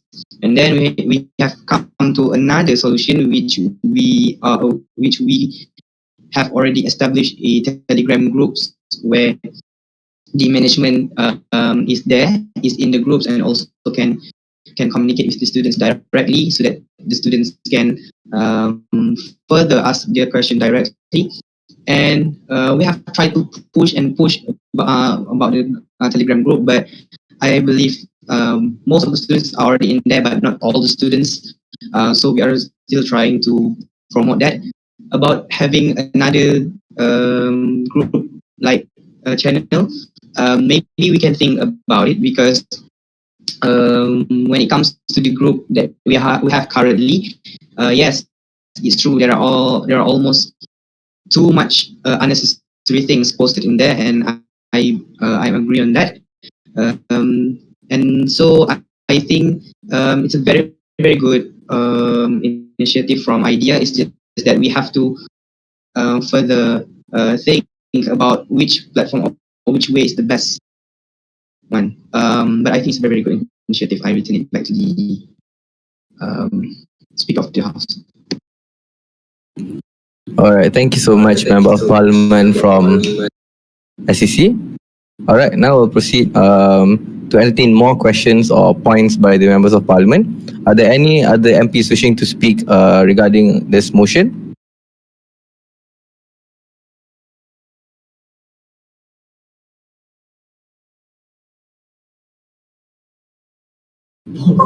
Is from SEC. All right, the Member of Parliament from SEC, you are recognized. Right.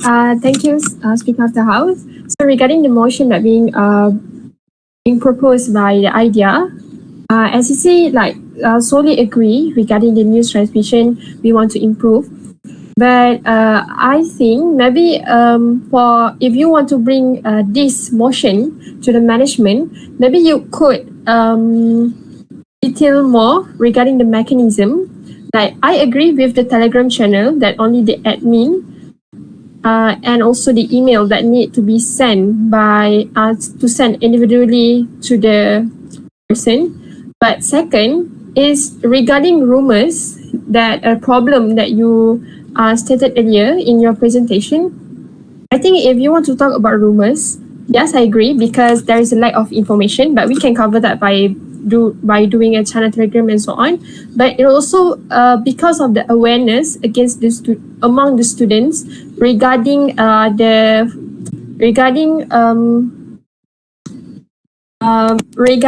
spreading the news that unnecessary. So I think that if you want to talk about the news transmission, like some rumors and so on, maybe we need to enhance more awareness among students also, to just spread only true information. Yeah. So other than that, I will just agree with the proposed solution made by the IDEA. Maybe some improvement regarding the proposed solution. If you want to make a channel Telegram, maybe you could put some guidelines on how to behave in that Telegram and so on. So yeah, thank you.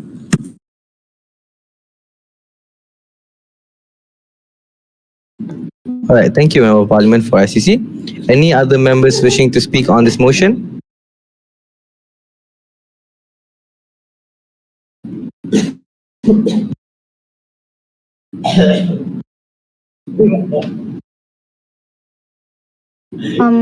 I'm from MP India and I want to clarify. May I? All right, you are recognized. Yeah, thank you. Seeing that everyone or the one that responded gave very positive responses, what I do want to clarify about the Telegram, that the idea of news being transmitted is something is beyond our control, meaning there's a lot of mediums that student will happen to come across something that this sir said or this madam said. So that thing would happen with or without awareness. Obviously, awareness is important, but we can't control when someone would somehow forward something that been mentioned by a sir or madam. So that's why it's very important that we highlight the importance of having a centralized medium, so that at the end of the day, despite having those rumors spread around and people be like, oh, I heard this from here, I heard this from there, people can always come back to the main source. If we're talking about a Telegram channel, then everyone can open that Telegram channel and being confirmed by a reliable source of news from that particular channel. So this is why our motion and our purpose for this motion is very important, because regardless of what solutions we have, the discussion to improve the medium that we already been used to transfer news to be improved in a better way, in the most absolute way, so at least the amount of people that receive the correct news would increases by our effort to improve the news transmission. So yeah, thank you.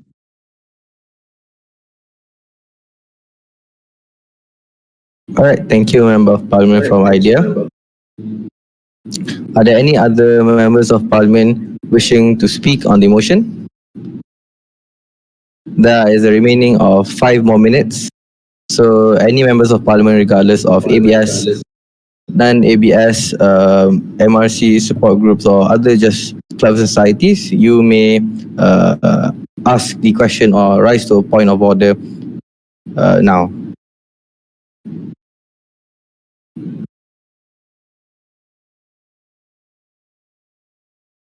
MP of SEC. All right, Member of Parliament for SEC, you're recognized. Thank you to the speaker. I just think of one question to be clarified. So for the solution that you have already proposed for the Telegram group, I just want a clarification. So you suggest for us to have two groups in the Telegram, right? One is the channel where only admins can post, and the other one is the group discussion for the admins and also the students. Is that so?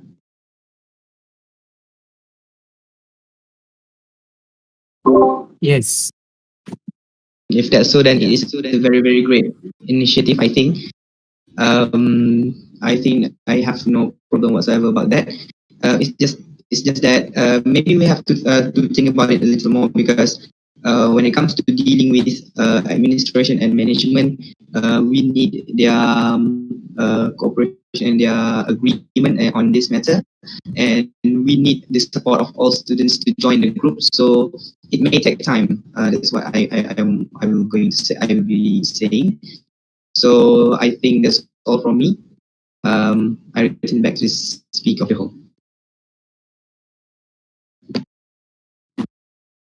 All right, thank you, Member of Parliament or from SEC. All right, final call. Are there any other MPs wishing to speak on this motion?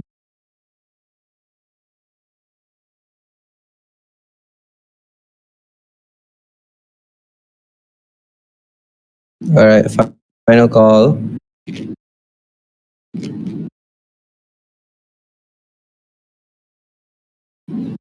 Okay, seeing none, the House will proceed to the voting session for the last motion for the CFS Mock Parliament 2021, inshallah. So for the motion proposed by the constituency of IDEA, motion number 11, the motion that the administration to centralize medium of information transmission. Students need to have better information transmission to all news. All members of Parliament, you are required to vote in the voting chamber 11 and determine the eligibility of the motion. The motion, the voting session will close at 5:35 p.m.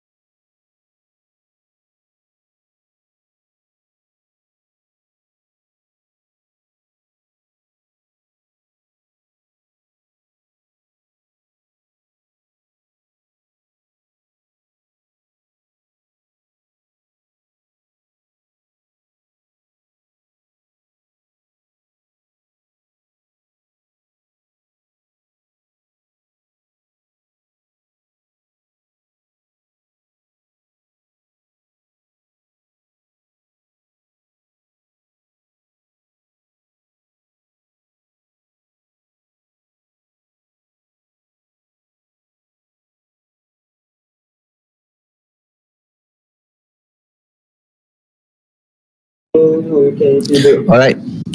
The time is 5:35 p.m. So the voting session for the 11th motion is officially closed. Under the motion by the IDEA constituency, the administration to centralize medium of information transmission students need to have better information transmission to all news. With a vote of 57 for, 1 against, and 13 abstain, this motion clearly passes. With that, clapping is in order.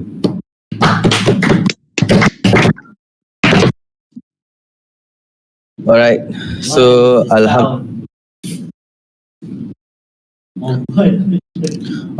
Alhamdulillah, that finally marks the end of all 11 motions that the representatives of each ABS, non-ABS, support groups, martial arts and recreational clubs have discussed today in the CFS Mock Parliament 2021.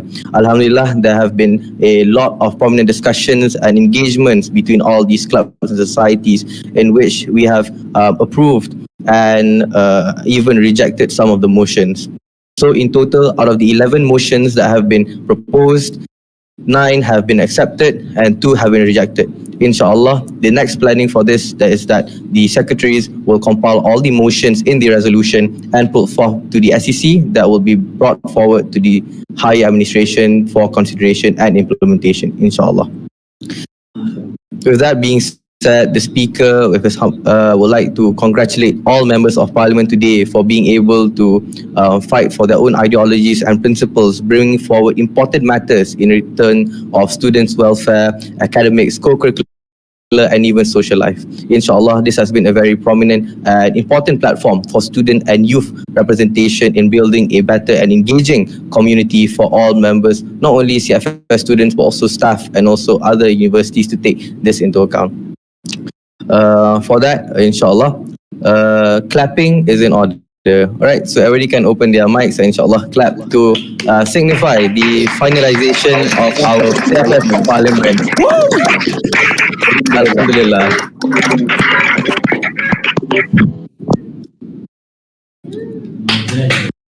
Alhamdulillah, a very big applause for all the members of Parliament. It has been quite a journey, especially from 9 a.m. until now. It's already 5:37 p.m. I believe we have our observers and we also have the other our colleagues watching through the YouTube stream live right at this moment.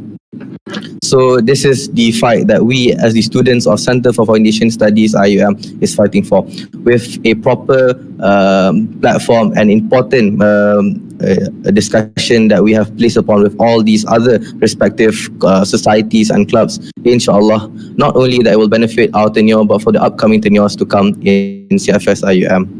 With that being said, I, as the Speaker of the House for the CFS Mock Parliament 2021, would like to thank everybody and humbly apologize for any misconveniences, any misconducts, or any problems that have arisen during the Mock Parliament itself. Inshallah, if there is anything else, I am more than happy to receive comments, suggestions, or feedbacks by the Secretary or even the other members of Parliament. So with that, I would like to pass and yield back the floor to the Secretariat. Assalamualaikum warahmatullah.